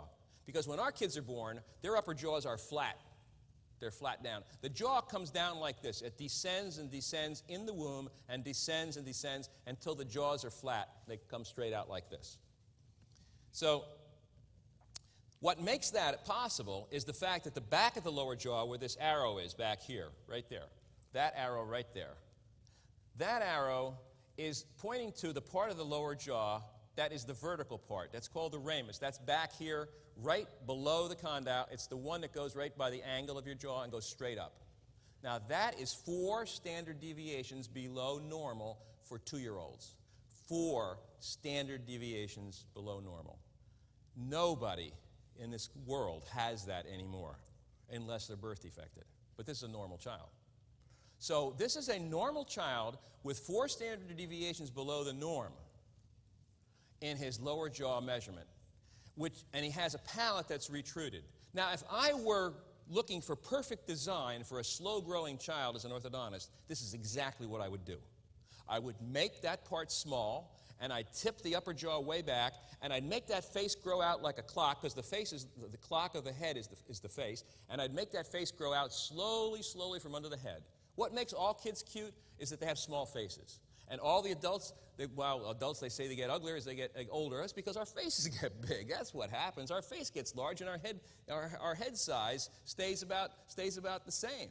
But the face grows out from under the cranium and grows forward like a clock, and that's the slow thing that God did in the beginning for these kids. 4 standard deviations. So he's got a facial retrusion, not a protrusion, quite opposite the ape-like business. Now, here's exactly what it is. Here's the immature position of the fossil. Here's a 10-week-old embryo with a minus 20. Here's a modern 1-year-old with a 0-degree angulation. The green is the Frankfurt horizontal. The palatal plane is red. And here in the minus 10-week-old, or rather the 10-week-old fetus, right, it's minus 20. We know our little Pech d'Oz is in the minus 14 range, 13, 14, 15. And we're 0 when we're 1 year old. So something is different about these kids. They're very immature. They're very slow growing. Very slow growing. And that's the last thing that they wanted us to find out. Pech d'Oz the 14-year, minus 14-degree palate in its maturity is equal to somewhere between a modern 1-year-old and a 10 to 12-year-old, week-old fetus. Fetus. I mean, it seems strange, but that's the way the ancient people grew. Minus 20. Okay, little Neanderthal child has a more retruded face, and this is based on national studies done from Bolton from the Cleveland study. This little child has a face that's further back than a 1-year-old. Okay, so how far back is his face? That this is a 3-year-old, this is a 2, this is a 1. This is the little Neanderthal child way back there. So, here we have, and look at his jaw is way back here. This is perfect. So we would make a retrodiction saying he'd have a small face, a small jaw, a slow-growing jaw. He'd have a tipped palate. He'd have all these things that denote a slow developing child, and he does. He does. Therefore, the Neanderthal child was fetal-like in his facial development, except that he had teeth. And that's strange. This is a whole new field of study. And science would benefit if it stopped preventing, because there's a lot more Neanderthal children that can be x-rayed, to stop preventing this kind of research that will lead you towards the Bible and the mind of God rather than take you away. Science would benefit from this. We will have answers to why our kids have progeria today. Well, what's progeria? What's premature aging of children? What about premature development of girls? Why is puberty being lowered by pediatricians and they're not really caring? Just say, just lower the puberty age now, or just give them some adrenocorticosteroid hormones. Why is that? Well, because something is happening to human beings, and we're getting earlier maturation. And it's not good news for an orthodontist either, because we like to see kids when they're growing, not when they stop growing. And so if a child comes in and they're already stopped growing, we're working on a little child who's actually like an adult. Now, adult orthodontics is not a problem, except quite often with adults we have to do surgery. We have to do surgery because we just don't have enough growth potential. They'll grow slowly, as I'll show you in a while. So there were approximately, between the little Peshta's child and this Lemoussier, about 26 to 28 years between these two Neanderthals. Lost the baby teeth late. Second retrodiction. Humans had extended longevity in the years before the flood and for a short time after the flood. Now, there's a universal notion, Hrdlicka said, that when the adult stage of life has been reached, all growth except in bulkiness has been accomplished and henceforth ceases. The very definition of an adult is that of a person grown to full size and strength. The purpose of this paper is to show that while such a concept suffices in general, scientifically speaking, the view is largely erroneous. Now, Alice Hrdlicka was the chairman of the Smithsonian Anthropology Department back in the 1930s, and he said the head keeps growing our whole life. Now, bone is dynamic. People tend to think of their bone as rigid, inert material that holds up their bodies, but bone is far more dynamic than that. It continually dissolves and reforms. Indeed, adults replace their skeletons every 10 years. So you replace your skeleton every 10 years. Bone is like skin. You're constantly remodeling it, says Susan Greenspan, University of Pittsburgh School of Medicine. What would happen to our face and head if we lived 500 years? Now, what we did with my son-in-law, who's now a professor at Baylor Engineering, while he was a student at University of Texas getting his PhD in bioengineering, what I asked him to do was to write a computer program based upon studies from the University of Michigan on people who went back to school at Michigan, older people who went back for serial x-rays year after year until they were in their 80s. What happens to the head as we get older? That's the big question. What happens to the head as we get older? So I said to Brian, write a program to find out, because we already knew what would happen as they get to 80. The head gets larger. And I mean, any of you can find this out. If you're past 50 years old and you had a hat that fit you when you were 20 years old, it won't fit anymore. And we have less hair. And it's the same with me, it's the same with anybody. There's no person that defies that argument. A hat will not fit you when you're 50 if you had one when it fit you when you're 20, because your head's continually growing. And so if we grew to 500, what would we look like? So Brian did the computer program, and this is what I presented to the ICC conference back in '98 in Geneva College. This type of a growth pattern is something that we would see. We would see the brow ridge growing forward. This is 100, and this is 500. We see the eye socket move forward. We see the upper jaw move down. We'd see the lower jaw at 100, 200, 300, and 500 square out in the back. And believe it or not, the chin would start to disappear because the teeth move forward over the chin. So all these changes take place over 500 years. So what do you think Noah looked like at, say, 500? Now, we don't know if he moved as fast as this, because this is a modern rate, but Noah would look pretty grotesque. Noah would look like a Neanderthal. Recently, Dr. D. James Kennedy, in a sermon, said the same thing. He said, because I had gone down, done some programs for him, and he was convinced, and as many people are, many orthodontists are convinced this is true, and medical groups that I've spoken to, that if we did live 500 years, we would look pretty funny. We would look pretty funny. Here's a living example. This is a lieutenant in the Navy during World War II, age 26 years old. Take a look how his hat fits. He was a pilot in the Navy in World War II in the Pacific.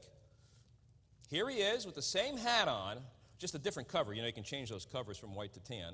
Same hat on at age 83 years old. Same hat. The officer's cap fits perfectly at age 26, but at age 83, it sits on top of his head. Now, my officer's cap when I was on the Enterprise sits on top of my head. I could have never gone on the quarterdeck and said, requesting permission to come on board, sir, because they would have laughed at me. Who is this guy with a hat sitting on top of his head? But that's what it looks like today. And my hat has not changed size, but my head has gotten bigger. My brain, I don't know what's happening to the brain. Some days I wonder. But I mean, that's what it looks like. Take a good look at this guy, because you're all going to look like this. Look at your grandparents when they were married. Look at your grandparents when they're older. Did you ever go to a class reunion? You can't recognize anybody after 30 years. Or you could look at them, but you say, well, I remember you. Oh, sure, you know, yeah, you kind of look like, it's not the face that's changing, it's the bones that are changing. What you don't realize is that your bones and your face and your long bones, everything's changing. The nose gets longer, bad news, the nose gets longer, the ears gets longer. I mean, a lot of things happen, but the facial bones change, and eventually you get to look like a Neanderthal. Since this is true of our heads today, try to imagine what ancient man must have looked like after he lived for more than 250 years, and that's what he looked like. La Chapelle of Sens lived 250 to 300 years, and that's what he looked like, right there. If you can see that, you can see it better over on this side, but that's what he looked like. The big brow ridge sticking out on top, the fact that his head receded way back in the back, his chin had started to disappear, he lost a lot of teeth, he had the arthritis in the condyle, his cheeks came forward, his nose came forward, he had a nose probably like Pinocchio. I mean, really. Look at the slope in that nose. Look at this slope. That's really amazing. This nose would come straight out like this. I mean, so you imagine Noah at 950 with his nose sticking out like that? And we don't know how fast it grew, but we have an artificial idea of what these people look like. It's not true. If you're human beings and you grow old, and they were human beings and they did grow old, we don't know the rate, of course, they had to look pretty funny. Well, any of you thinking of living 500 years, remember that. This is 250 to 300 years of age. I know this comes as a shock to some of you, but this time the people started to accept this because it's real. Now, what are conclusions concerning the Neanderthal growth and development? Well, we start out with Pech de Oz up here. It's very small. Then we go to the three of them are superimposed there. We go to Le Moussier, 29 to 32, La Chapelle between 250 and 300. Now, what I had done is I've sent these x-rays to Rocky Mountain Orthodontic Diagnosis Corporation in California, because we do this a lot with our surgery patients. Our surgery patients who require an absolute accurate diagnosis is whether we do orthodontics, just straight braces, or surgery of moving the upper or lower jaw. We have to know pretty specifically what we're doing in there. And even though I trace the x-rays, I don't trust my own tracings. I will check with the Rocky Mountain Corporation when they have computers do this. And the computers did my Neanderthals, and they didn't charge me for them because they had never seen anything like it before. And so what they did was they did all Neanderthals, and they came out with the same results that I came out with. That these guys really, really grew very, very large and had very, very strange heads and had all the configurations of an old person. The expert in this country, Dr. Rolf Barentz, who's now at the University he was at the University of Tennessee, he's now at the University of Texas Dental School in Baylor, Baylor I'm not sure what city it is, but he's Baylor University, orthodontic chairman. I laid all these out for him on the table, these x-rays one day. And I said, Dr. Barentz, ape or age? Ape or age? And he said, age, Jack. And this is the expert in the country. He said, age, Jack. He said, you can tell anybody I said it. I said, okay. So Neanderthal growth is slower and the development was slower.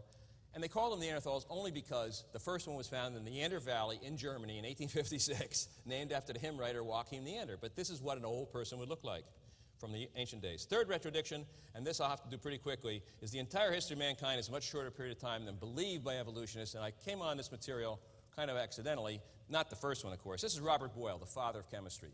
This is what he said.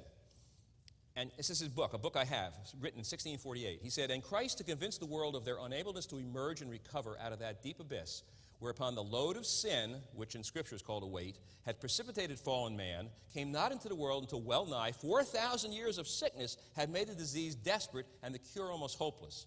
So Robert Boyle, the father of chemistry, who, by the way, couldn't get a job today in a chemistry department because of his position on creation, believed that Jesus Christ was born around 4,000 years after the creation of the earth. And since there were 1,648 years from the time Jesus was born to when Boyle wrote this, he would be qualified as a young earth creationist, Robert Boyle. Neanderthal population statistics. There just aren't enough Neanderthals to cover the 400,000 years, 200 to 400,000 years. More than 10,000 generations of Neanderthals should have lived. The total individuals that we have are 500 to 600 and only 12 complete skeletons. And I'll tell you how they count. If they find 2 teeth, that could be 2 people, even though it could be from 2 sides of the same jaw. And that's not fair, and they're not supposed to do that. But I've been through, and if you look in my book, I went through a number of fossils from different discoveries, and it was able to condense it down to only a few people when they had 21 or 30 people, 25 or 8, 9, 10 people. It had teeth in there. You couldn't tell if they were from one side of the arch or they probably from the same person on both sides of the arch. But you find 2 jaws, you know that's 2 people, or two heads, but not when you find teeth, and not when you find finger bones and things like that. There's only 12 complete skeletons. That is not a lot. Could be up to 700 by today. It's still not a lot. Isn't this strange for people that buried their dead? Now, they buried their dead. All Neanderthals did. Homo erectus did not bury their dead, by the way. Conclusion, this makes the time less than 200 to 400,000 years. This I came across in Germany in a museum. This is a spear, a wooden spear, perfectly preserved for 400,000 years. Wood. Neanderthal spears discovered in a mine in Schoningen, Germany in 1977. Wooden spears for 400,000 years. Please. I mean, the wood on my house is not that old. You know, it's 20 years old, and it needs a paint job. And the paint in the caves is supposed to be 20,000, 15, 20,000 years old. It's not even peeling in some of these French caves. I'd like to get paint like they had. So they had some technology. I'd like to have paint from those caves on my house, and wood like this spear. If it's 400, they can't be 400,000.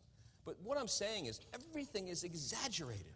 Exaggerated. Now here's to go along with some of Dennis's material. This is the picture that you'll see on Buried Alive. You'll see it on my website. You'll see it on Genesis Park. You'll see it on a number of websites have this. This is the dinosaur and the mammoth carving that we saw in the cave in France of the dinosaur on the left side and the mammoth on the right side when they're never supposed to have existed together.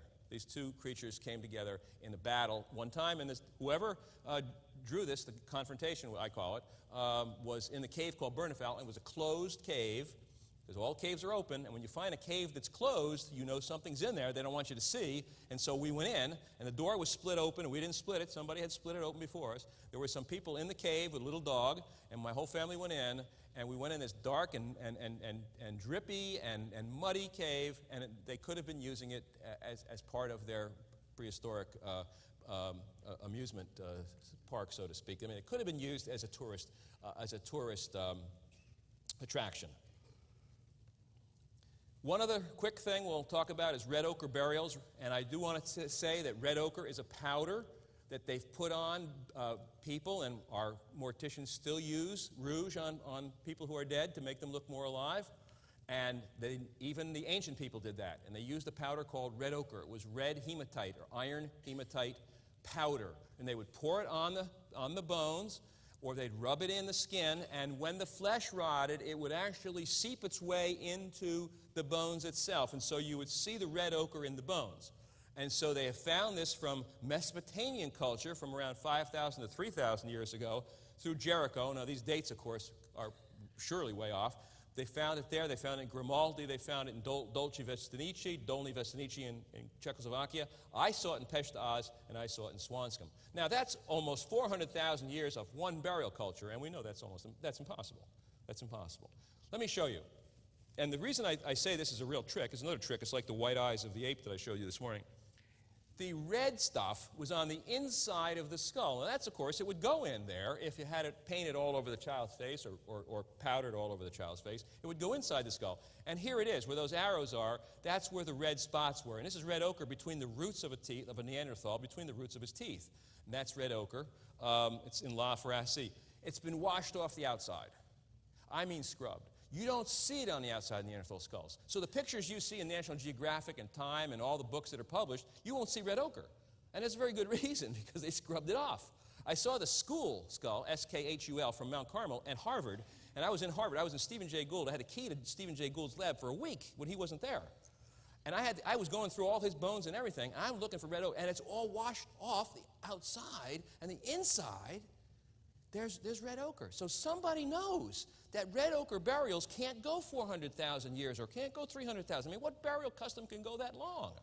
So I started to put two and two together. I'd go back and think about it at night, and my kids, of course, accompany me and say, Dad, this is impossible. Nobody can bury people with red ochre for that long and go from the Middle East all the way to Europe over that many years. That's just an absolute ridiculous presupposition, proposition. So red ochre has been washed off and not on the inside of the skulls. Now, if science was allowed to be unbiased, it would support the Bible. That's my contention. And I can tell you for a fact, after 25 years of going in these museums, in the Field Museum in Chicago, which I have not done a whole lot with my material in the Field Museum, I went through all, as I said to you this morning, the paleontology fossils, the Paleocene epic fossils from the tertiary period. I have lots of that material. I have Homo erectus. I have lots of material. I have never seen anything contradict the Bible. And I mean, I have tried. I have tried to contradict it. I have tried to see something wrong. I have never, and you can put me down for that quote, I have never seen anything contradict anything I've read in the Scriptures in the world of human paleontology. Thank you very much.